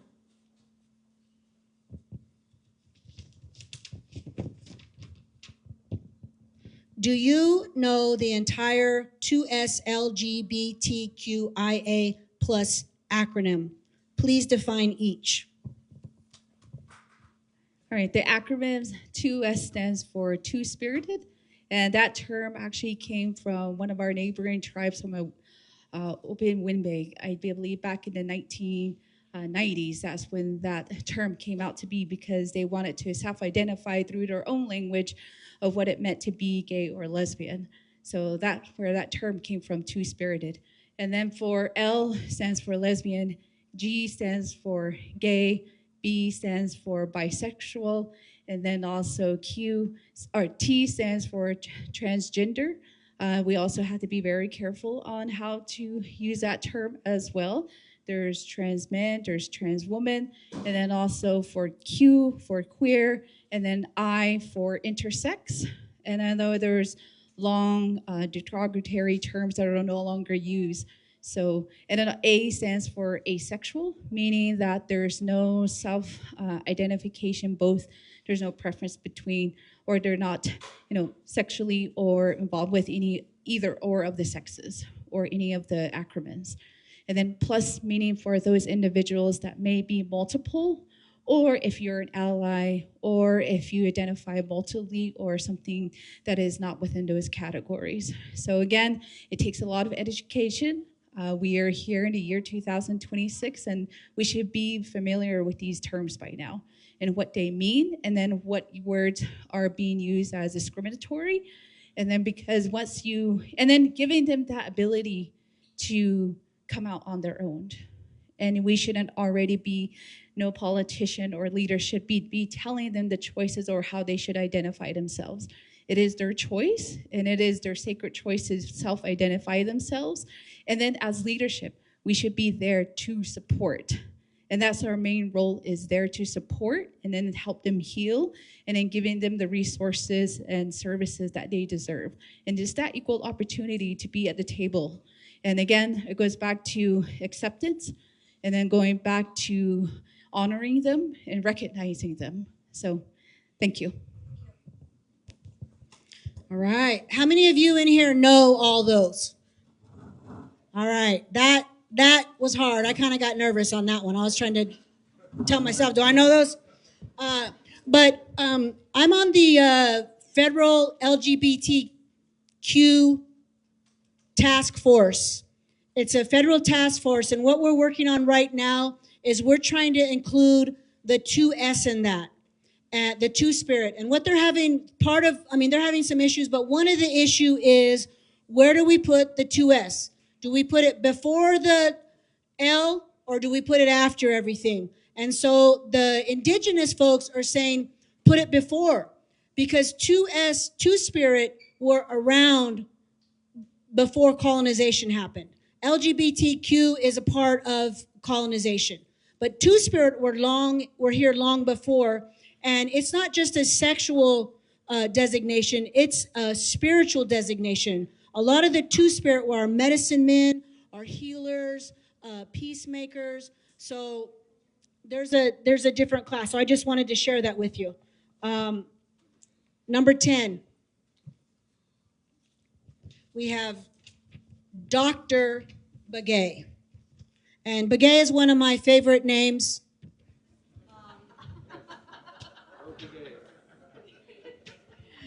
There are many Urban Dene that reside off the res. Do you think it's time for Urban Dene enrolled members to use their CIB number to apply for federal funding to create a Navajo Nation satellite office in the city?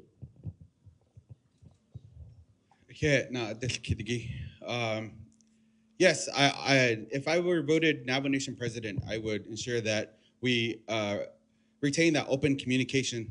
Albuquerque,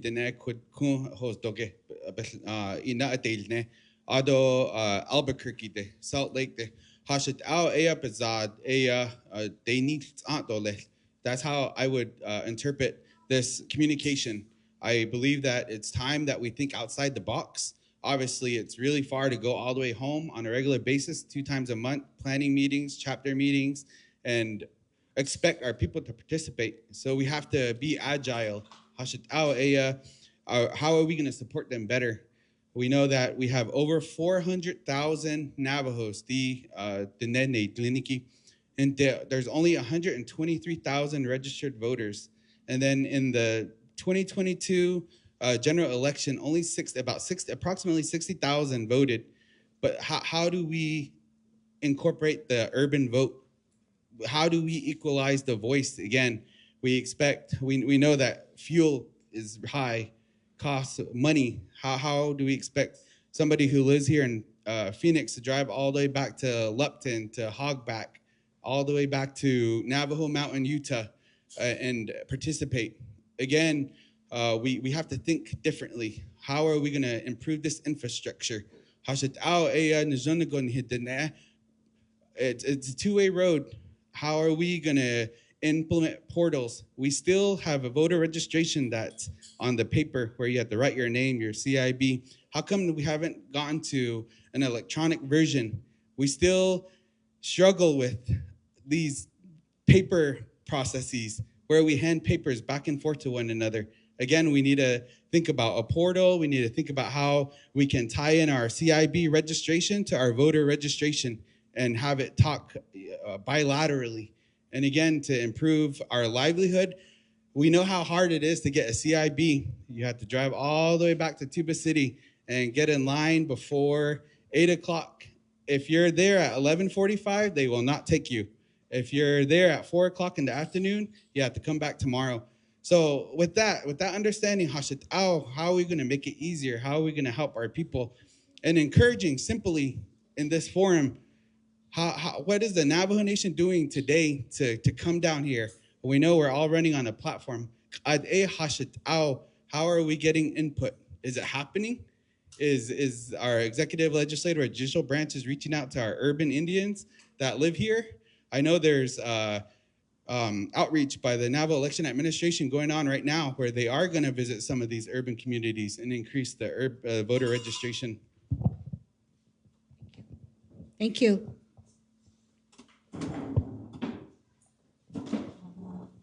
All right, next we have Mr. Justin Jones. And he wasn't aware of this, and I just got the nod from Trudie. Do we have the soundtrack, Trudie? Because there was going to be one of the candidates who was going to dance for us, and he got the lucky number. Number 15.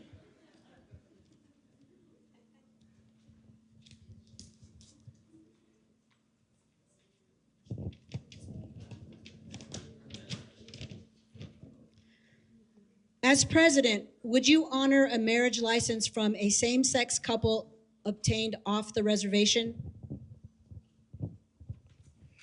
May it please the court, Your Honor. Absolutely. And I'm going to do better because I would have already signed the Marriage Act. So that would have make it even more legal, per se. So whether you bring me a marriage license from Mars or from New York or wherever, I will honor it.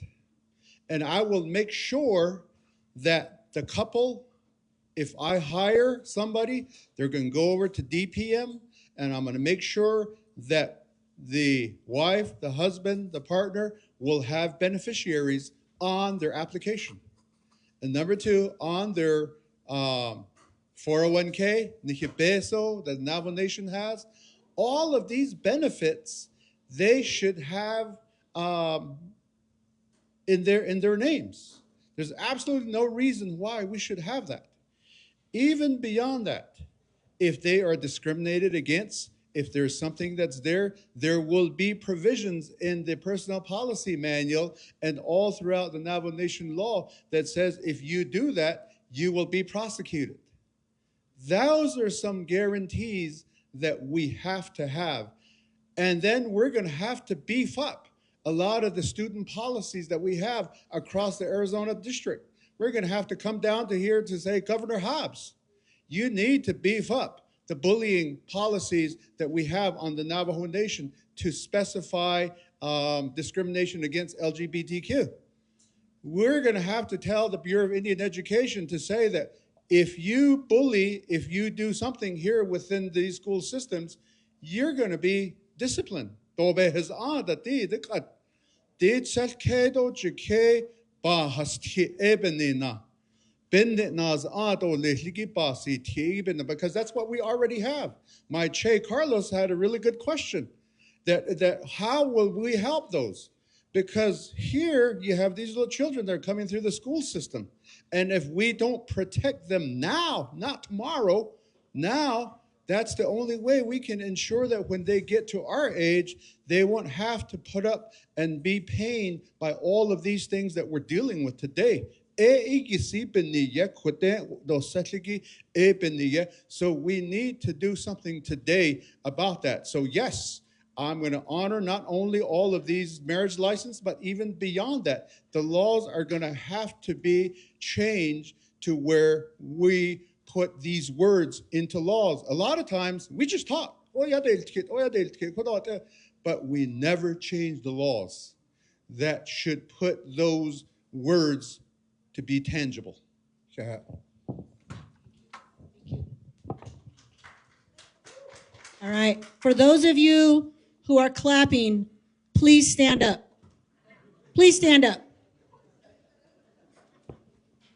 All right.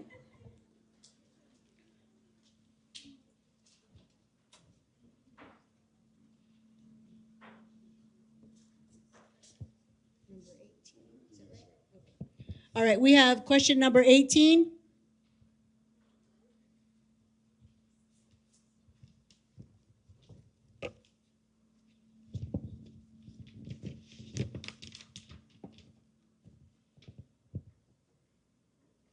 Legislation 0084-22, which pertains to the Dene Marriage Act and was introduced by Delegate Eugene So, received brief council consideration prior to being tabled. Where would you place this legislation on your priority list if elected, within the top 20 or among non-priorities? Please provide your rationale. So, without the Nebebe Hazania, in any legislation, any legislation, Joe Kwagi no Dahagia, Joe the Nebebe Hazani, and the net fundamental law, and that applies to any legislation. Be yet the hojon be bakaya.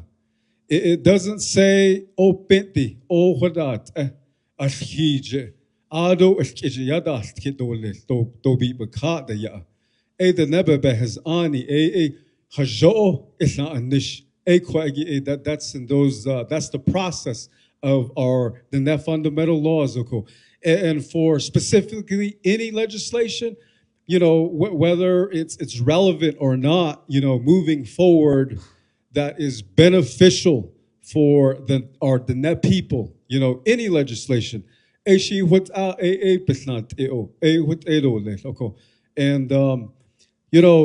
a lot of times what happens with legislation is they talk about transparency and accountability.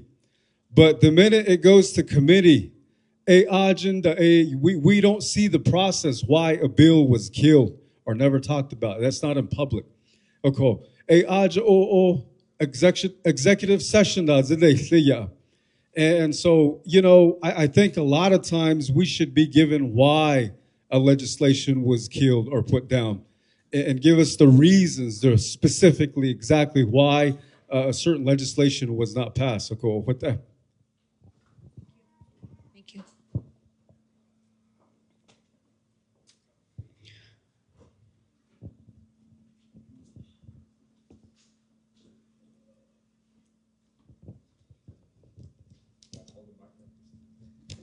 All right, Mr. Curley, pick number 20, question number 20.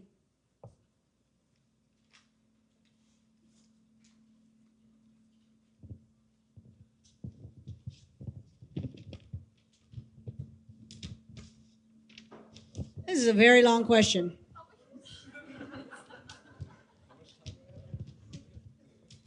A limited percentage of Navajo Nation employees identify as 2SLGBTQIA+, yet they encounter significant disparities in health insurance and other benefits.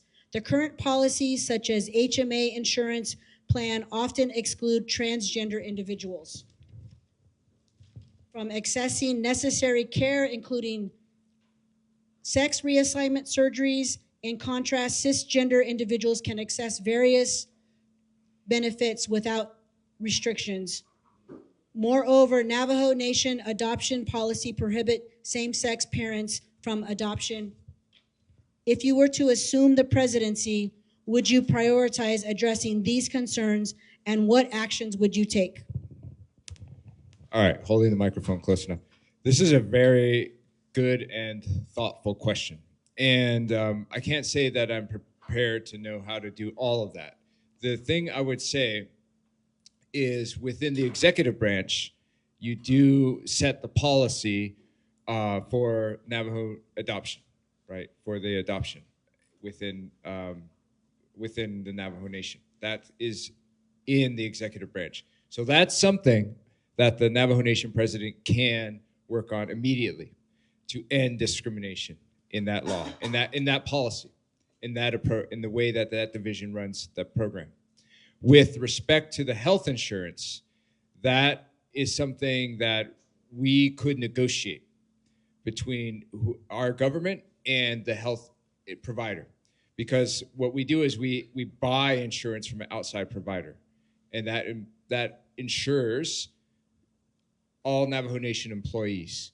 So when we negotiate those contracts, because we're a big entity, right? We're giving them hundreds of thousands, if not millions of dollars a year for them to insure us. We can negotiate within that process, and it would, I think, require Navajo Nation Council.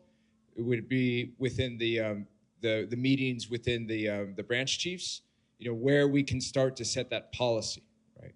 So we should talk about that as a priority within that branch chief meeting between the executive branch, the president, the speaker of the council, and the chief justice of the Supreme Court. And then we can talk about what are the needs for the employees in terms of the healthcare, the health that we provide, and how much that would cost, and then how we can adequately budget for it. Because the budgeting comes also with the Navajo Nation Council. So that's something that is an intergovernmental issue, something that we have leverage as purchasers of an insurance, and one that we can, with all of our elected leadership, negotiate a fair and less discriminatory type of health insurance for our Navajo Nation employees. So again, to reiterate, on the adoption, we can set policy from day one with the Navajo Nation president. With the insurance, that's something that we can negotiate in contract. Thank you. All right, thank you. And just to tell you a little bit personal information about myself, because of that question, I have the distinction of being the first same-sex couple that adopted a baby from Navajo Nation. And the reason that is because I was honest with my social worker. Her name was Joanne. I didn't want to be honest with her because I thought it would ruin my chance.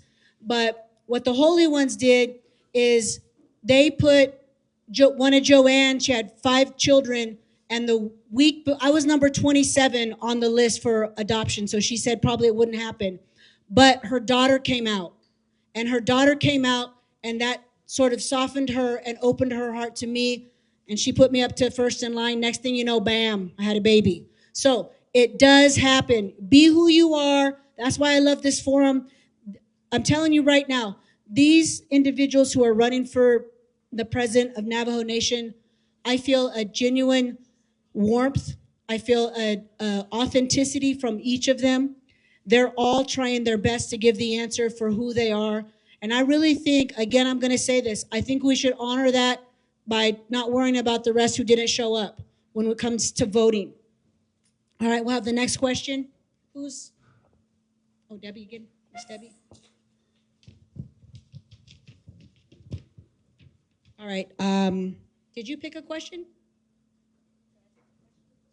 Oh, okay. Okay. I didn't see that part. All right. Our ancestors traditionally recognized a 5-gender society and appointed leaders from each group following Western colonization. Many Christian influence believed in a binary system limited to men and women. Presently, numerous Navajo leaders and community members adhere to this binary perspective. Would valuing our 2SLGBTQIA plus members involve recognizing a royally representative titled position, Miss Navajo Nation Transgender, under the office of Miss Navajo Nation with an adequate budget? What was the question? Basically, would you, under the presidency, would you allow a Miss Navajo Nation transgender Okay. and allow her to have an office? Oh, okay. Right now, when I look at all of these policies, I have a 200-page policy that I carry, a booklet that we put together so that we could really understand the challenges we face. And in all of these policies, I put them side by side. Oh, first, I want to acknowledge Senator Hatathli is in the room. Thank you for joining us. When these policies are put side by side, who in here is a rancher? Who in here is a farmer? Who in here is a veteran? Who in here is a senior citizen? Who in here is a youth? When I put all of your policies side by side by side, including a two-spirited LGBTQIA, I'm getting better at this. When I put them side by side, one of the things that automatically comes out when you look at this page is that if you removed farmer and put our two-spirited acronym in there, not a whole lot changes. When you remove rancher and you put the two-spirited acronym in there, not a whole lot changes. Why do we continue to dismiss this group of people that really care enough about their identity? We can't do that. We should not do that. Reminds us.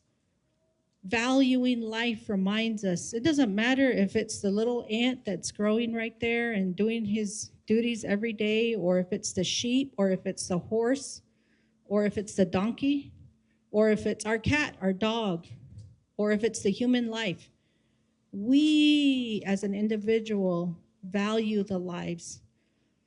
And so when I think about our two genders, and we think about the two-spiriteds and everybody else in there, if these individuals are willing to organize, educate, and teach each other about all of what's important about their identity, why not?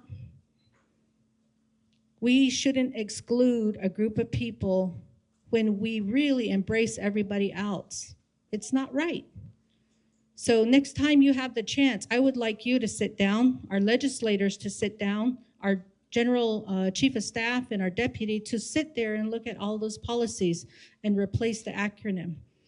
Copy and paste that and see how well they fit together. So having someone who is transgender who wants to wear a crown or a sash and go and teach all of our youth about anti-suicide prevention, preventing domestic violence, preventing sexual assault. If we have that person and they want to commit their time for six months, a year, 5 years, let them do it. Let them do it. I agree with it. Thank you. All right, so just for my clarification, I'm not sure whether I heard the answer totally in there, so I'm gonna just drill down a little bit deeper. Would you, I'm gonna ask each one of the individuals because I think I might wanna be Miss Navajo Nation Transgender, so I need to know the answer to this one. All right, the answer is gonna be yes or no. That's all I want from the candidate. So under your presidency, will you provide a titled position, Miss Navajo Nation Transgender, under the office of Miss Navajo Nation? And the key words are here, with an adequate budget. I'm not paying for my own stuff, okay? So I'm gonna start over here. The answer is yes or no. We know the question. Yes. Yes. Yes. Absolutely. Oh. Yes. Okay, hallelujah. I might have a job. All right. Okay, next question. Or no, actually, sorry. I think Trudie's trying to get that job.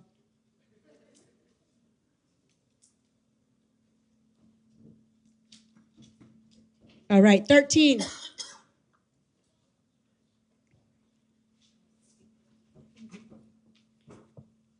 All right, and I want to let you all know that I can read, but check out this writing. This is very difficult. Not naming any names who did this. Do you think our current 24 council delegates are effective in being transparent, in serving all their respective communities? Should we increase to 48? Each community have their own 110 chapters, council delegates? Perfect question for a speaker, huh? I'm just saying it's God-given. But for earlier, the question earlier for being a past Miss Navajo, and I think I always say this all the time, why do we put so much requirement for Miss Navajo to prove herself that she can do the job? You know, you have to butcher, you have to know your traditional story, you have to know your language, you have to live without a phone for a week, no communication with family, and you're constantly being judged publicly.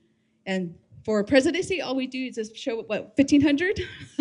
I don't know, I just see the inequalities of across the board. But if there's gonna be a chance in time, I know this is a question that came up during my reign for transgender Miss Navajo. And it is possible. All you need to do is have an executive team that could put plans of operation together, propose a budget, but it's doable. And then for my colleagues, I always remind, and sometimes I do as a speaker right now, I do get a lot of feedback from our communities, our chapters saying, you know,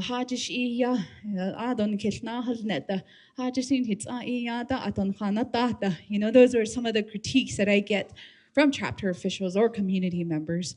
And then as a speaker, you know, one thing that I retell our people is, you know, we had that opportunity to vote in the leader that we wished upon. And then we kind of, you know, we live with the consequences at times. But that isn't that encouragement. But through the legislative process, it is posted. You know, there's a comment, we debate it, and it's live streamed all the way across the board. And I think under my administration, it was the first time we actually started airing all Zoom meetings, standing committees, you know, council meetings, you name it, sometimes leadership meeting, work sessions, you know, but multiple accounts have to be going at the same time. But that is a part of being a liquid, being fluid, meaning being able to see. Sometimes, you know, the word accountability, transparency, we hear all the time, it's overused, overdone. You know, what are actually the implementations of those? What does it look like? You know, being able to see fluidly into your government. So for, you know, council delegates, my encouragement is, I'm not their boss, but the people are their boss. You know, they get to see what their expectations should be, you know, individually. And we have to honor that and hold that to ourselves. But then that's just across not only for delegates, but chapter officials, grazing officials, school board members, you know, that type of integrity across the board. And I think there's that discussion of really do your background research of who you really want to be behind. And it takes a lot of background. If you see them hardworking, you know, being mentally and physically able to do something, you know, having that motivation. So go ahead. Thank you.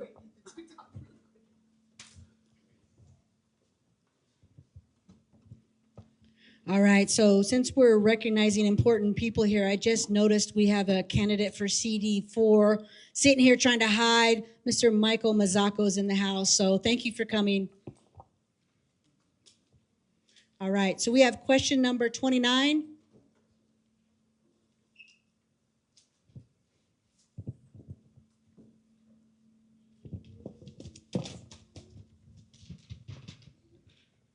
Do you believe traditional Dene perspectives on gender and identity are being represented accurately in government and education? If not, what would you change? So I don't think they are. hala ni dene bo all il adon hin antin hizad aya a hawate aya be hilya. Although this three-branch government obviously was created for the people, given by the federal government, for us to be able to negotiate oil leases. So it's not who we are, but again, we've adapted to it. We've had to utilize it and apply it to our Navajo Nation government. And going back to the question, again, our teachings through the Nev fundamental law is applied. But again, it was codified in 2002. But Hashitao, the delivery of services, when they come to the Navajo Nation government to receive services, how are we integrating, again, how are we integrating where their grandma, their ancestry came from, and how are we providing that service? But as the next Navajo Nation president, I would think about it. Obviously, we have our ceremonies, our traditional ways of life, and again, we're resilient people. Going back to the people and asking them, how do you think our Navajo Nation government will work better? That's the true question. Obviously, the three-branch government was just given to us, but at the 2026, but again, we've talked about the topic of decentralizing the government, giving the power back to the people. That's always on everyone's campaign promises, but has it happened? It hasn't.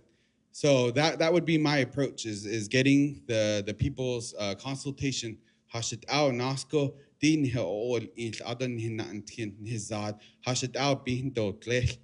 Hashitao ea IC di awe is chinko. Hashitao ea bezad yehosindo. That's the true meaning of it, is once a baby's born, how are we gonna make sure that they instill to grow with their language, their culture, their clans, and utilize that to become an adult? And then, of course, thinking about our government system. How are they going to be an effective member of society?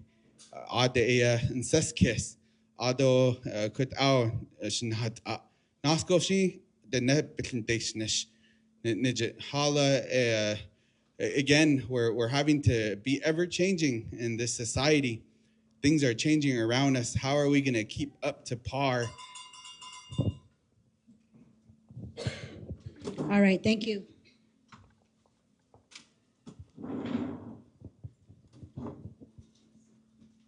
All right, we have Mr. Justin Jones.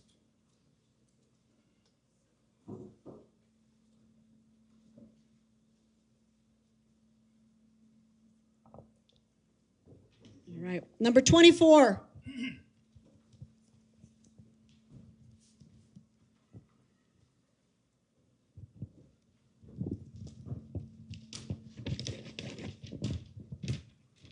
Will you commit to creating a permanent, fully funded 2SLGBTQIA plus liaison position within the office of the president and or vice president to ensure our voices have a direct seat at the table throughout your 4-year term? No question, absolutely. In addition to that, I'll even make it better. There will be a specific murdered and missing Indian persons at the executive level. Because all of these things, like I keep saying, we just talk about it and talk about it and talk about it and talk about it. It's an idea, we'll talk about it some more. Goes over to the council, they talk like the Marriage Act. It was introduced like 3 or 4 years ago. Today, it is still tabled. What is the problem? That has been my question for the past 3.5 years. What is the problem? And so I think there's many Navajos out there that are just plainly sick and tired of our government kicking the can down the road. Every session to another session, we talk about it, we talk about it.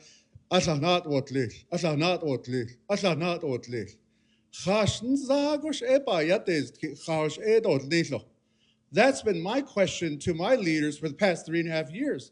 So one of the tangibility part of government is that you put those words into something tangible. As the question that has been asked, and my answer is yes, there will be somebody in the president's office that will directly address that. Because not only is it going to be within the government, it has to go into the school system. It has to go into the churches. It has to go into the ceremonies. It has to go into these other agencies that we're all a part of. It's just not government. It has to go to that family that's over there and say, hey, what is the deal here? How can we help you? Because a lot of times our LGBT community, all they want is somebody to take some time to understand them, to take some time to say, you're included.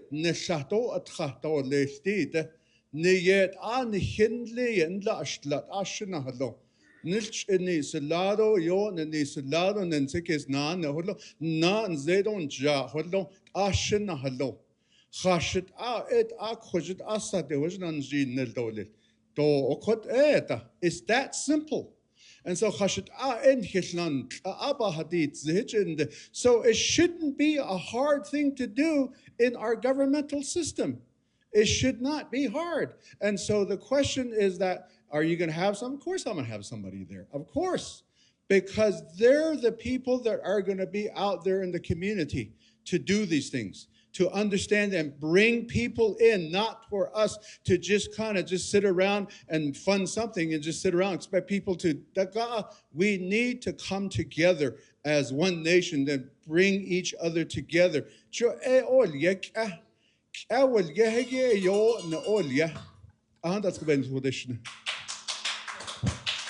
All right. You please stand up. Come over here. All right. Listen, y'all. We are hearing history being made. Judy again. Trudie, thank you. Thank you, Trudie. Because of this forum, we are hearing our presidentials talk in a way that we have never heard before. I mean it, never. And I'll go so far as to say that I don't think any other tribe is having this kind of forum for their elected leaders as well.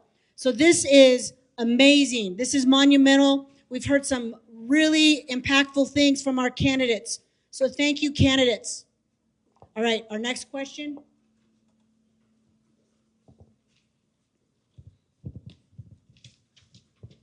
And I forgot your name. It's Alexander Chambers. But you know what strikes me about Mr. Chambers is he's so eloquent. And every time he comes up, his eloquence. I mean, he's just, so I'm just going to call him Mr. Eloquent for presidential candidate. What specific policies or actions would you support to address discrimination against 2SLGBTQIA plus people within Navajo Nation government, schools, workplaces, and public services while still promoting unity among all Dene people? Did you say what policies? Yes. What specific policies or actions would you support to address discrimination? So, like some of these other candidates brought up the, human resources policies, they're very vague, some of them. And they,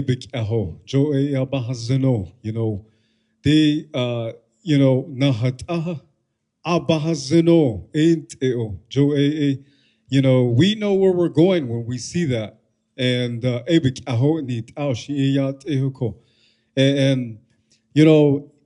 I think that, like I said, we are at a time of change, and a lot of our laws and a lot of our policies, the way the government is run, is outdated.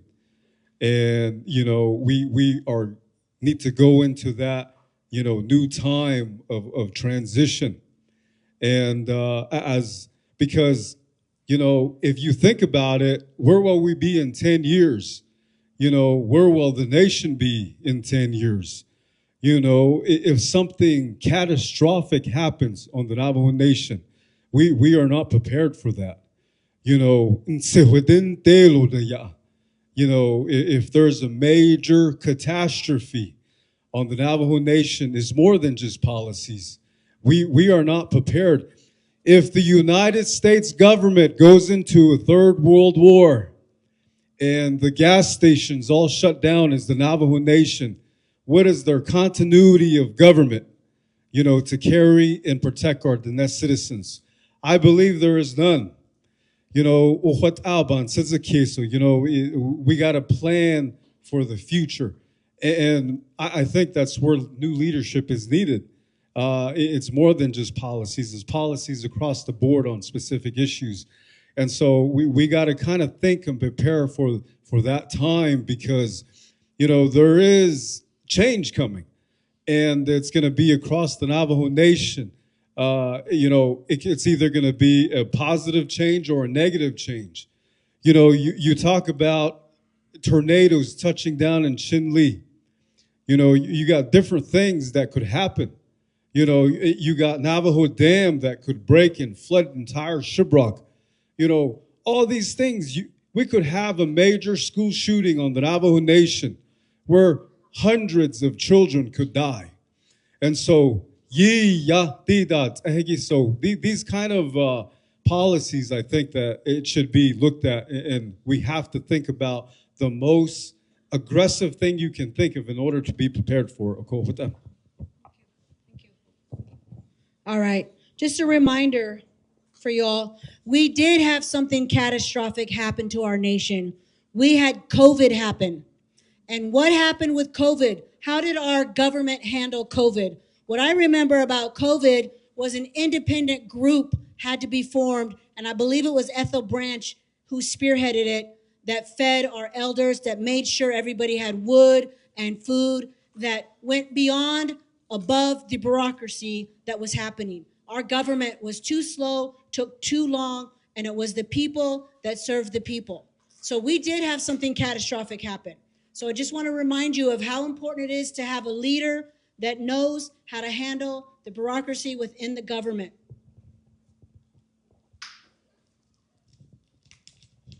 Number 36 for Mr. Curley.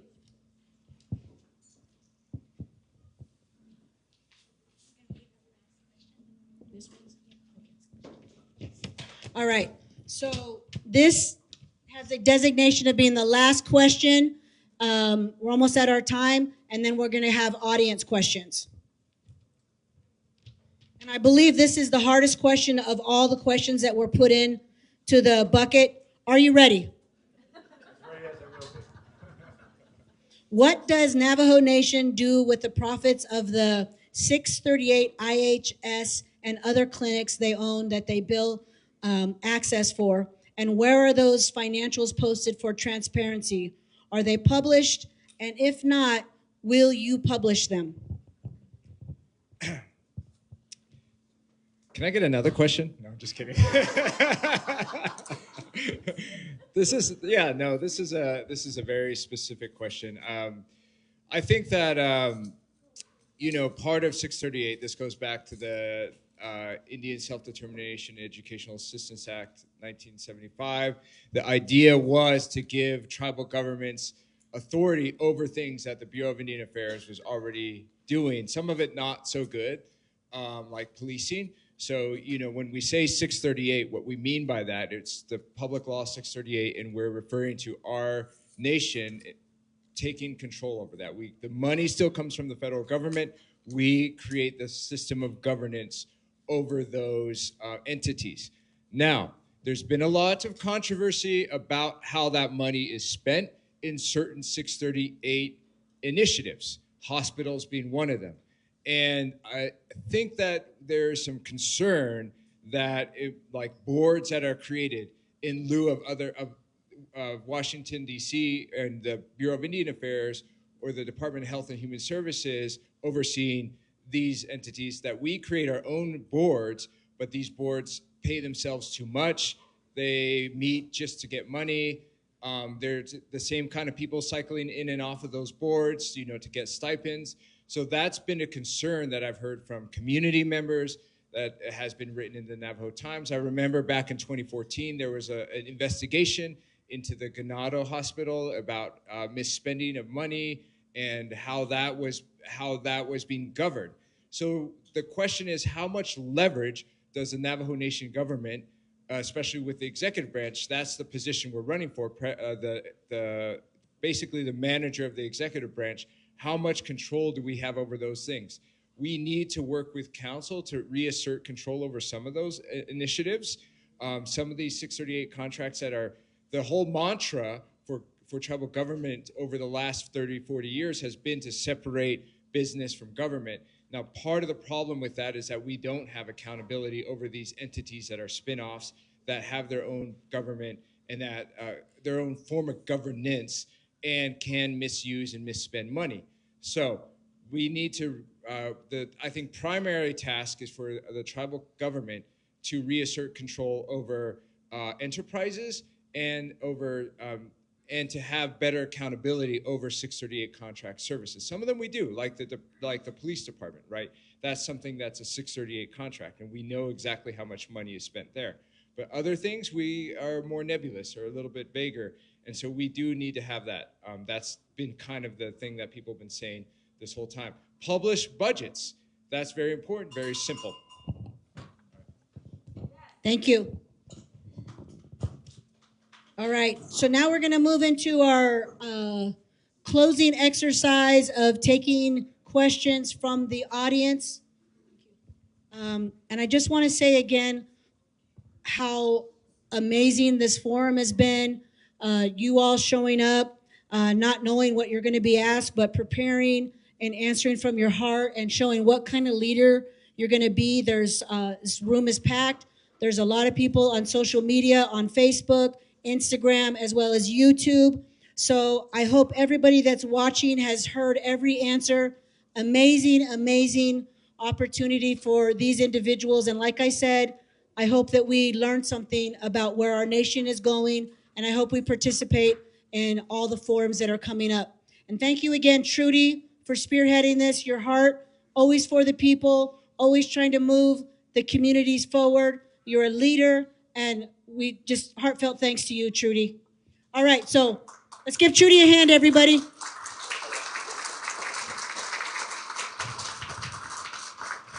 Okay, so who has a question? All right. Does anyone else have a question? Because she's going for second dips. All right, you. You can still ask, but I want to make sure. Sorry. Hi, my name is Sheldon Yazzie. I'm a business owner in Flagstaff. Make sure you talk on the mic so everybody Sorry. Hi, everybody. My name is Sheldon Yazzie. I am a business owner in Flagstaff, and I also sit on Coconino County's Indigenous People Advisory Council.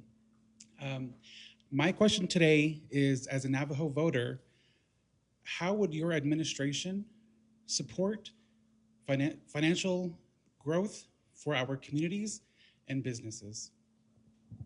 Specifically to Flagstaff? I'm sorry, for on and off the reservation constituents. Okay. All right. We'll start with Mr. Curley and then just hand it down, okay? And we're going to give you 10 seconds. 10 seconds. 1 minute. I can do it in 10 seconds. I think that my major policy initiative that I am trying to promote, let me just get this so I don't, is land reform. And part of land reform is identifying lands for commercial and industrial growth, where we can move out of a nearly century-old grazing law or grazing system that goes back to the Bureau of Indian Affairs oversight, or back then the Office of Indian Affairs, and all of these things are creating stagnant development on our land. So to get commercial, to attract businesses, to attract to make homesite leases easier, to allow for more sustainable grazing, we need to reform our land and our land laws. And that's number one priority for me as president. Yeah, here you go.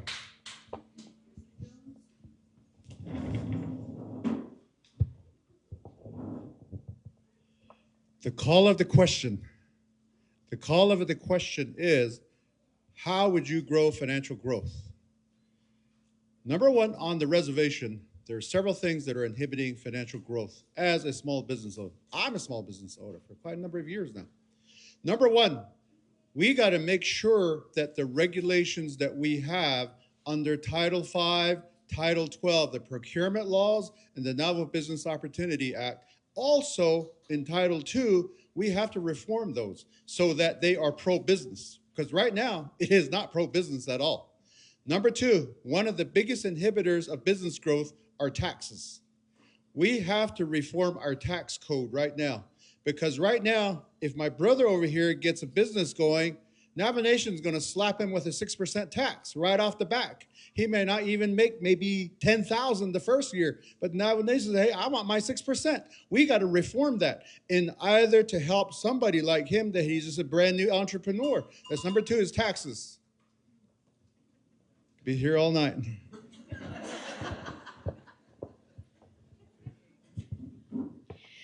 There are so many different business structures that are out there, and when we look at this, we have to really look at who are we giving those businesses to. Are they Navajo? Are they non-Navajo? Are they corporations that don't even know what we care about? What are they doing? And so while land and taxes are really important, we really have to look at who do we give those opportunities to.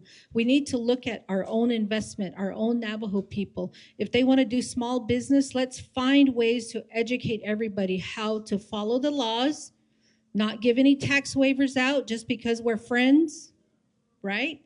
And then we got to make sure that we continue to follow up, because so many times there's no communication. You can come to Maricopa County and look at small business websites. They have training, everything for you. But you go to Navajo Nation, you try so hard to knock on somebody's door and ask questions. You'd look for material. Then there's nothing. Nobody wants to answer the question. So when we look at it, education has to be a plus. Thank you. Ms. Curley?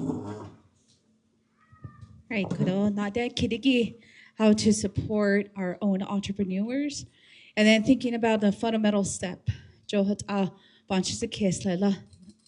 It is, how do you secure financial or economic opportunity on or off the Navajo Nation? For me, yes, these plans sound great, way above what you heard, but you need infrastructure. That's the first step. You need to be able to see what are the solutions there, what steps need to take place. And the first step is water. And then we've been reiterating here with the council and myself is we need that water right. Because for example, my community of Nuzlini, they have many plans, many goals to do stores, economic development, but we can't do that without water. And then having reliable infrastructure in place. So that's the first step. Then you can tackle on getting businesses and branching out across the Navajo Nation. And then by having policies that back that up, or credits, taxing, I know we go through dual taxation as well. You know, those are the second steps that should come, but making sure that we have the infrastructure in place.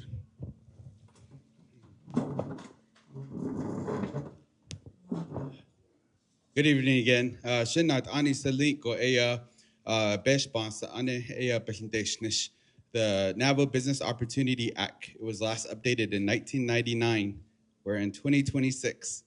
And so that would be the first thing. 2, I would make it easier. I would work with the Division of Economic Development and make it easier to start a business. Shit, I own a business. I am an entrepreneur. And let me tell you, it takes months to get your business registered for the Navajo Nation. We're sending our papers back and forth. Literally still post office box, envelope, my manila envelopes. I'm putting papers in there and making sure it doesn't get lost. I have to get tracking because I have to make sure it goes. But that could be implemented through a portal with our CIB. How is it talking to our voter registration? How can we use our CIB in the portal to start a business?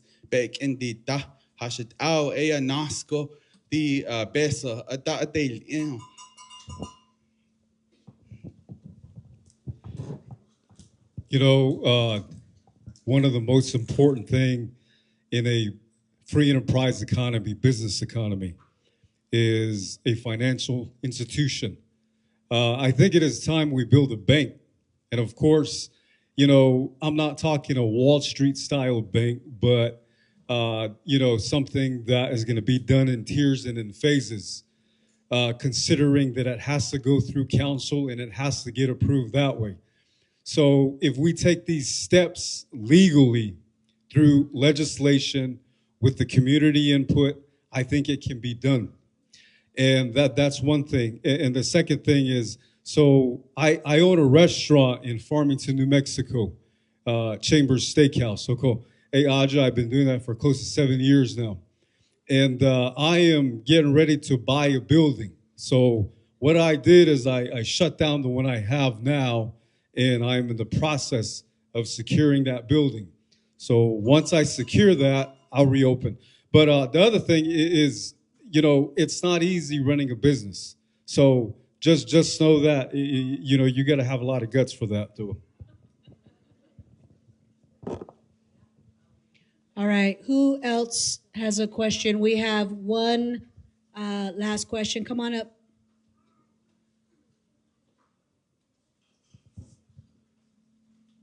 Hi, everybody. I'm Natasha Hanna. I bring awareness to gun violence, street violence, for kids, prevention, and stuff like that. And one thing I'm really worried about is, let me look at you guys.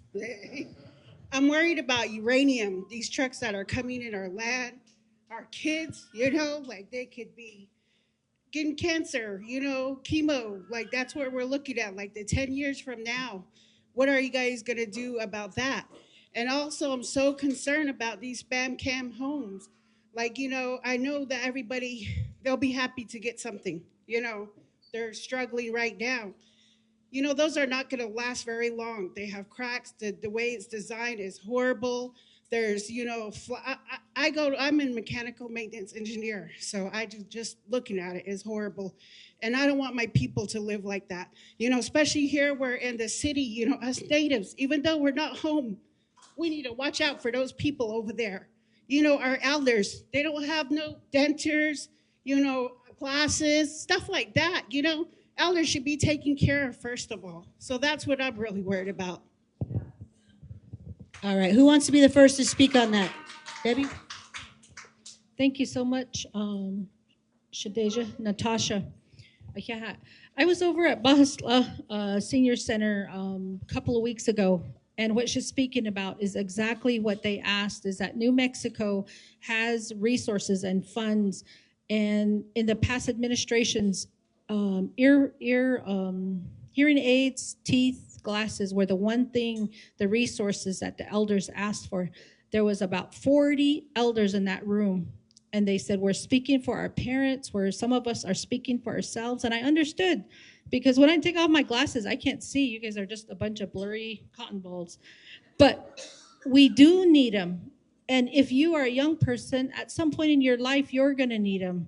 And when I think about the resources that we need from New Mexico, these funds that are coming through OOC, through the president's office, are just sitting there.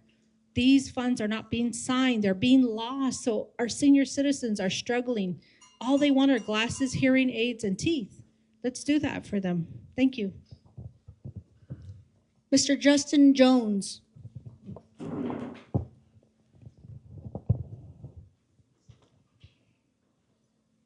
Uranium. So back to my original answer on my first question.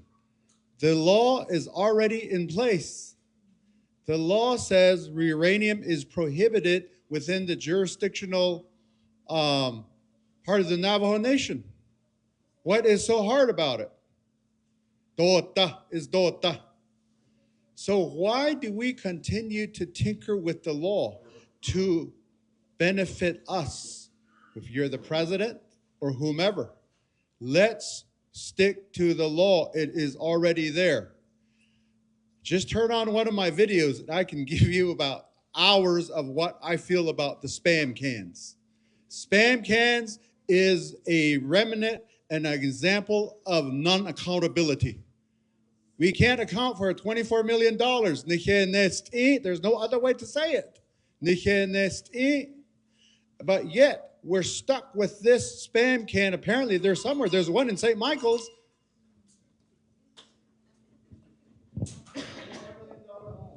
Who knew there was a spam can in St. Michael's? Okay. All right, Mr. Curley. Thanks for the question. This issue on uranium mining is really what motivated me to file the money and run. because I feel that the current administration, the Igor administration, has been backsliding on our ban on uranium mining. So for me, it's do nalyeta. We're not going to do it. We're going to leave it in the ground. No new mining. And I'm extending that to hydrogen, helium, and other kind of exploratory projects because we have so many abandoned uranium mines, haven't been cleaned up by the federal government, and we need to get those things clean before we do anything else. And right now, we have administration after administration that sign big mining contracts. They come, they make a lot of profit, and they leave us with the waste. We're left with the contaminated stuff. So with me, there's no uranium mining, no mining at all. So that's the choice that I'm giving to the Dene voters right now. All right. Can I talk to you, young lady? All right. Here we go. Shadashi, thank you for that question on our uranium. And I think long before overdue, we contributed so much to this country during the Civil War. We funded the Civil War. And then we lost many of our people. And we lose culture, we lose our language because we lost many of our relatives through uranium mining. So again, we have over 500, as my brother said, over 500 abandoned uranium mines. We shouldn't be entertaining any type of new discussion for uranium mining. Or we already have that stance. Through this council, we did say no to transportation. However, we need a strong attorney general that will stand and say, no, this is what Navajo law says, and this is how it's going to go. Right now, we don't have that. So we do need that strong attorney general to stand beside leadership and saying, this is our stance. No to uranium, no to transportation. And again, RICA is still open for our relatives that are still there. Reach out and apply.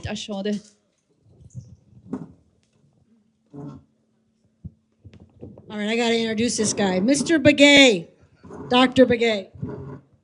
Oh, yeah, Nana. It's multifaceted. So one, eyeglasses, hearing aids, auto dentures. That is true. A lot of our elders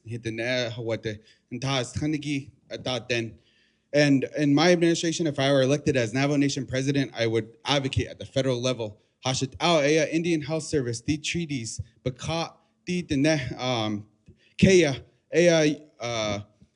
so we have treaties, and how are we going to exercise our sovereignty? How are we going to sit at the table with the federal government and state, okay, this is the statement of work, and in this new fiscal year, obviously, but in the future, how are we going to ensure that every enrolled Navajo tribal member will be given hearing aids, eyeglasses, or dentures? Then Hall No More. Hall No More is an important movement. That I live on Highway 160. 2 weeks ago, there was a crash right there, Shanto Marketplace. What was our response? I personally been to majority of the uranium mines on Navajo Nation. I actually walked this uranium mine called Claim 28, and I've been there with U.S. EPA officials, U.S. Department of Energy as a contractor. And so I'm fully aware of this uranium mine, what's happening. I'll also add to what she said over there, Justin. A lot of times this issue is what they call federal preemption.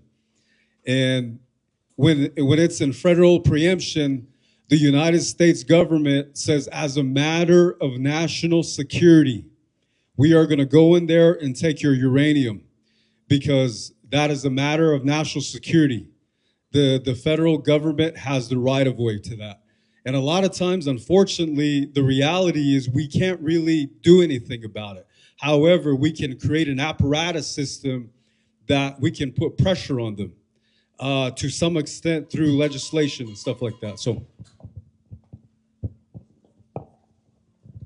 All right, now we are at the end of our questioning. I want to thank all of you for coming. We have the host again, Miss Trudie Jackson, who created this amazing forum. Thank you all for your time. It's been a long evening, I know. Thank you to the candidates. Wow, I'm wowed by all of you, each of you. Amazing. Thank you so much, cyber world out there. Yes. Before Miss Jackson comes up, We're going to have each candidate introduce themselves with their number that they will be on the ballot so you know who you want to vote for. And we'll start with Mr. Eloquent. It's Alexander Chambers, number 5. Dr. Jordan Begay, ballot position number 9. She Crystalline Curly and she Ado Hasant Adakone Asata number 16. Ja at the Bay Yaja Kit the Gotham the Yoha Yutha Nitha. Oko. Kehe.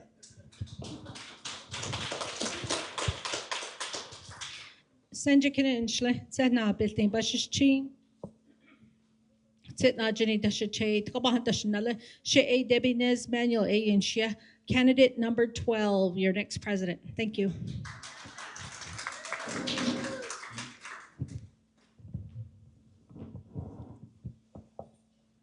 There are 5 stars in our Navajo Holistic Healing Stories. And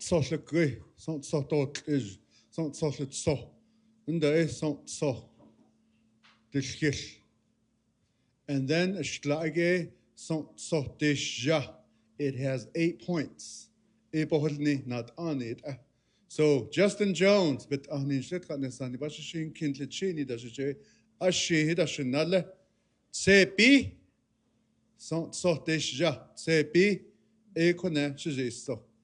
number 8.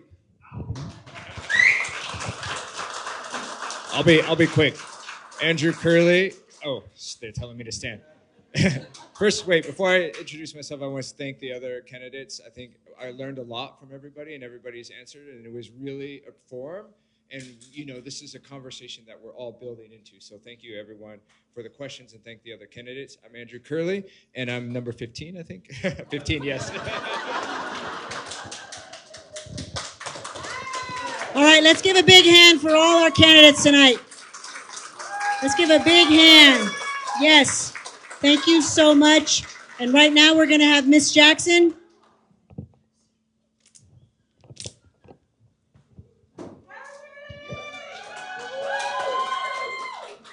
Hello, everyone. I know that people out on the cyber world are saying, how come people are not talking Navajo?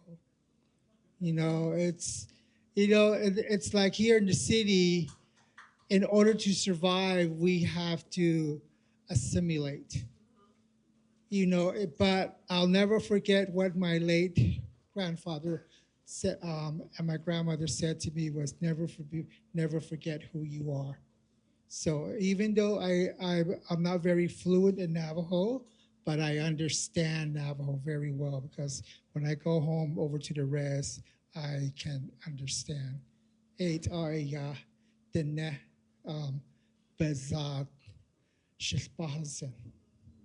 So I want to say that. So a real quick shout out, I want to give a shout out to, remember earlier I said that the Phoenix Indian School brought me down here in 1984. I've been here since 1984.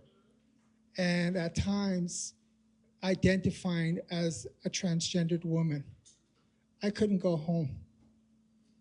I could not go home because of who I was. It's sad. I don't want the next generation to go through what I went through. That's why having this forum is important, because we are looking at our next leader. Who are you going to vote for? Earlier, it was alluded to these 6 individuals would be someone that you should seriously consider, because they're here. This is our community. And that's what I've learned living here in Phoenix, is that as a native, we are a very small, strong, close-knit community. I'm also a part of the overall LGBT community. Sometimes I'm the only native, the only person of color in the room, but I speak up for my community. That's why I wanted to have this event. But real quickly, I wanted to acknowledge my Phoenix Indian School high school counselor, Mrs. Beck. Can you please stand? I met her in 1984 when I came here. I was just a res kid. Yeah. And and and I remember when I first came to Phoenix, the first thing that really shocked me was seeing a palm tree. Because seeing a palm tree, I thought I was in California or Florida, because I've never been off of the rest. So I just wanted to say that, and real quickly is putting on an event like this takes a lot of work. And I'm very proud of all of the volunteers that stepped up, that really helped put this event. So a round of applause. So with that said, I was very fortunate to ask one of the local urban native businesses to make shirts for us like this. And if you see on the side over on the sleeve, it says "We Matter." So I wanted to acknowledge the volunteers. So with that, can we have tea? Here's a shirt specifically for you. Here, hold on.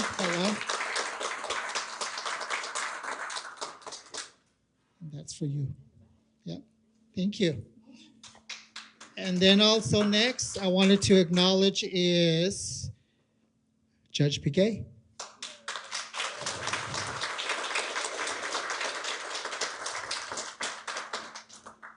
And then next is, you notice that they're here in the city, we're very connected over to the technology. Everything that's shared is out over in cyber world.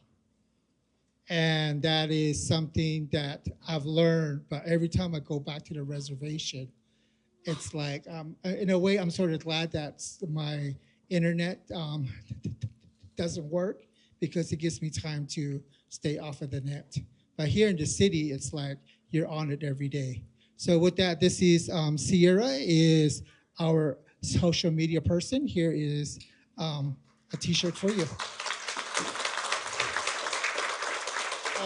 Hold on.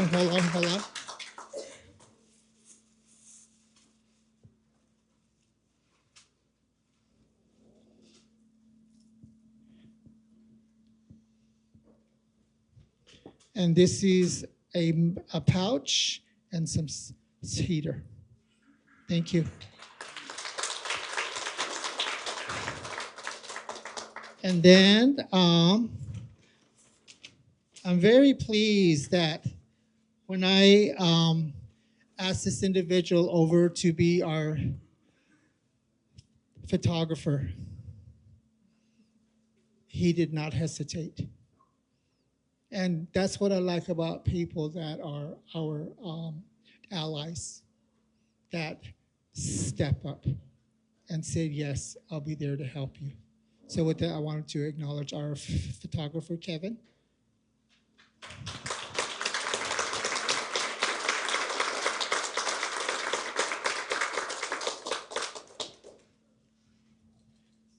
Thank you very much. Thank you. And remember, Kevin is an amazing photographer. That's why I went and asked him. And then I'll have Judge McGee give that out. That's a size medium. Who's wears size medium that would like a shirt over from this event? Take it. A size medium. Or we have one that is a 2X, and it's yellow. I'll let Judge McGay go handle that. I'll give this to our CD4 candidate. Come forward, please.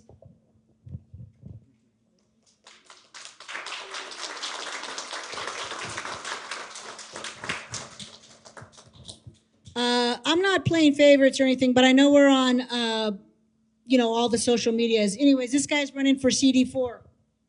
Thank you so much. Thank you. Oh, no. Okay.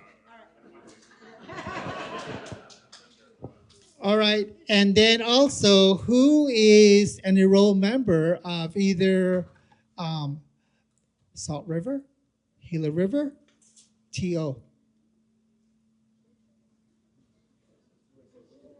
Or who has a friend that is from one of those communities?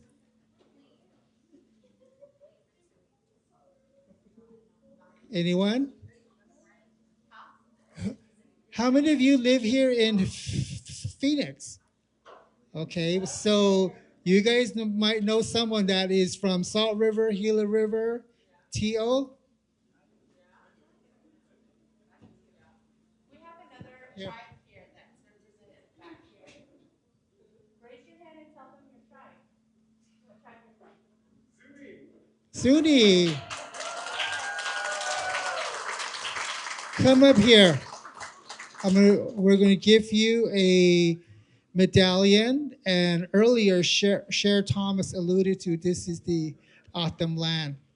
And one of the things I remember coming to Phoenix Indian School, thank you very much, Suni. One of the things I learned about history is when the TOs, when they were called Papagos, now they're called Tohono O'odham. And I know that there's been conversation within Navajo where they were thinking about changing from Navajo Nation to Diné. So that might be a question that for future forums. Okay, and then lastly is I would like to ask one of our proud owners from the Fry Bread House come up.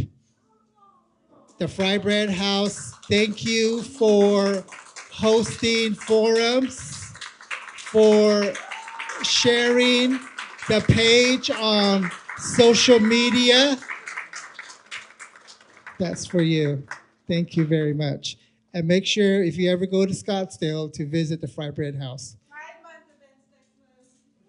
Pride Month, okay? And then,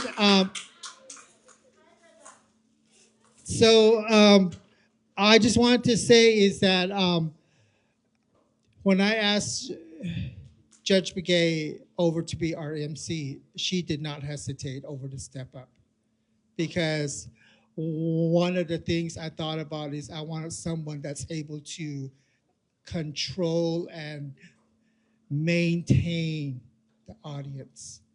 And with her experience over in the courtroom, you know, I figured that she'll hold the audience instead of, she said earlier, is throwing out citations. So with that said, hold on, let me grab that. All right, so I see Eddie in the house, and he doesn't have his dress or any clothes on, but he's gonna sing tonight, gonna dance tonight for us real quick as we go out. You ready? All right.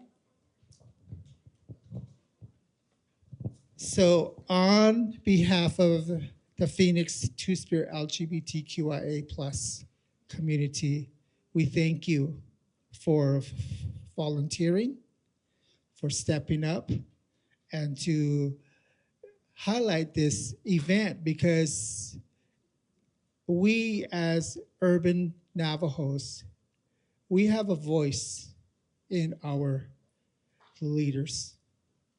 It doesn't matter how we identify. We're still the five-fingered people. So with that said, I wanted to acknowledge Judge Begay with her favorite color, midnight blue. So this is for you.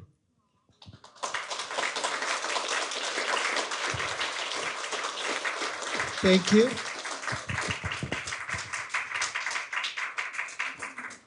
And I just want to say something that when Trudie was running for Navajo Nation President, that really spoke to me because to have such courage and to be out like that, it changed my perspective of my identity because I was the first Native American elected in 2020 to the Maricopa Justice Courts We have 22 tribes in Arizona, but I was the first one elected. So that tells you how behind we are. However, I'm running again for Justice of the Peace for Encanto, and this time I'm running as the first Two-Spirit Justice of the Peace elected in Arizona. And thank you. And part of that is because of my relationship and my friendship with Trudie, who has mentored me and spoken to me about what it means to be a leader among your own people, and always has shown me what it means to be a beautiful role model. Very humble, very, very honest, and I tell you, the generosity is, the generosity, you see it. And just for starting this forum, that a lot of people were saying, why are you doing this, and questioning it. But she, like I said, she had a heart. And I believe now other reservations and tribes will probably be asking about it. I know there was a lot of talk online that said, why aren't there other presidential forums on the reservation? So this is the first one. And like I said, these are the candidates that chose to spend their evening out here. And Mr. Justin Jones, I believe, drove the furthest. And then we had a council member, right, Debbie, that drove really far, you said? So getting here is not easy, and being here. So that goes to show you their respect for you, the community. And that's what we're looking for in our president, is somebody that respects the people, not themselves, okay? And I think we know who we're talking about on that one, but who respects the people, okay? So thank you all very, very much from my heart. So, thank you very much. So with that, I have asked Lindell Curley over to do our closing acknowledgement. Lynn?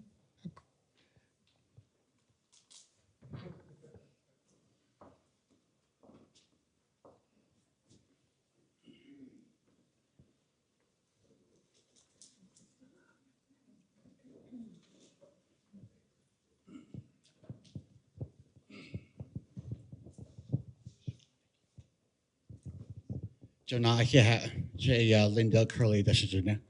Top on hat Einstein, don't toss me, but Chin, I don't told it to Chado, Tanas, and Nationale. Just like earlier when Begay was talking, I was the campaign manager for Trudie Jackson when she ran for the 2018 Navajo Nation presidential candidate. And I had a privilege to see Justin Jones there, and I believe there's another candidate that's not here. But Benasha, she was my motivation. She inspired me to run for chapter official. So I served a term of 4 years for Nahat Atzil Commission Governments. I was the vice president there for 4 years. Benasha, we instilled a few legislations and resolutions there. When I first became a candidate and I was elected in, I spoke on the LGBTQ issues. I was the first one. I was the first open transgender to sit on that. And it gave me a lot of opportunity to speak on it, but people shied away from it. Our own government, when I asked questions, would not answer it, or they would have short answers for it. I looked at myself as Yiya. It was crazy. But when I sat there, when I asked questions, my mom over here,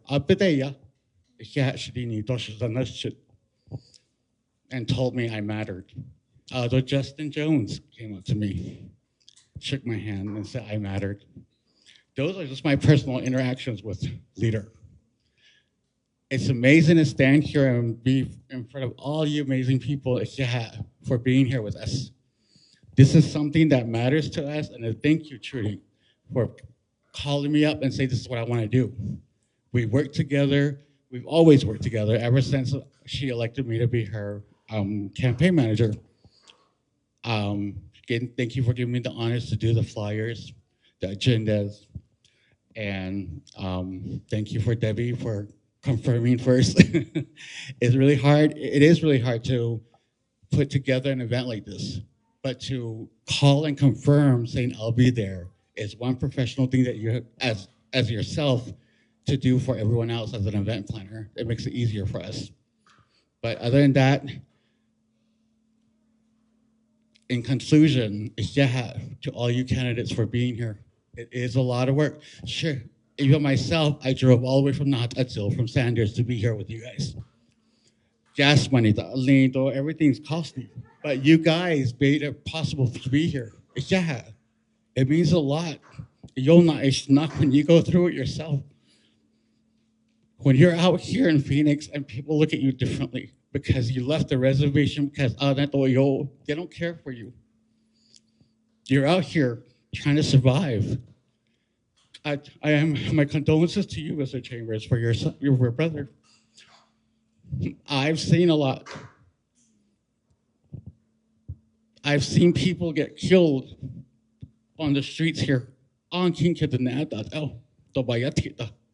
don't see them on news. I don't hear their names.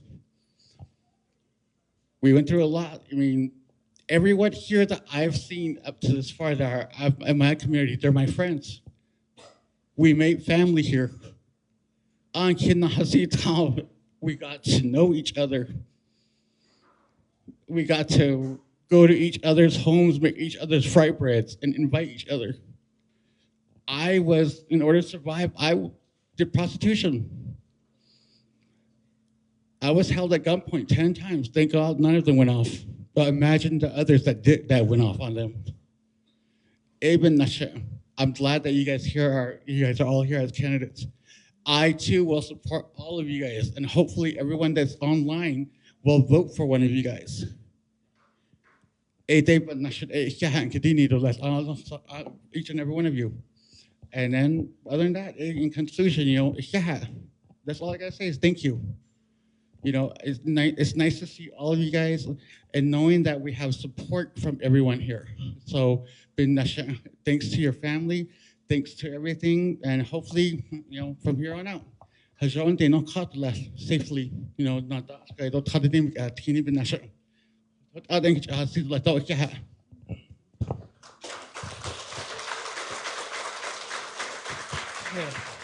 That's for you. Thank you very much. So with that, make sure, just in conclusion, thank you to each of the candidates, and then make sure you follow them on their page. They're streaming, and if you have any questions, you can catch them, here or out in the community, and make sure you register to vote. Register is the most important thing, is register to vote. If you're unable to make it back to the res, call your election office to request an absentee ballot. I just called SHPRA agency to confirm my voter registration was still active, and it is. And then if you plan to go back and vote in person, make sure that you at least take one or two other individuals with you. And the more the votes, the more power in you. And with that said,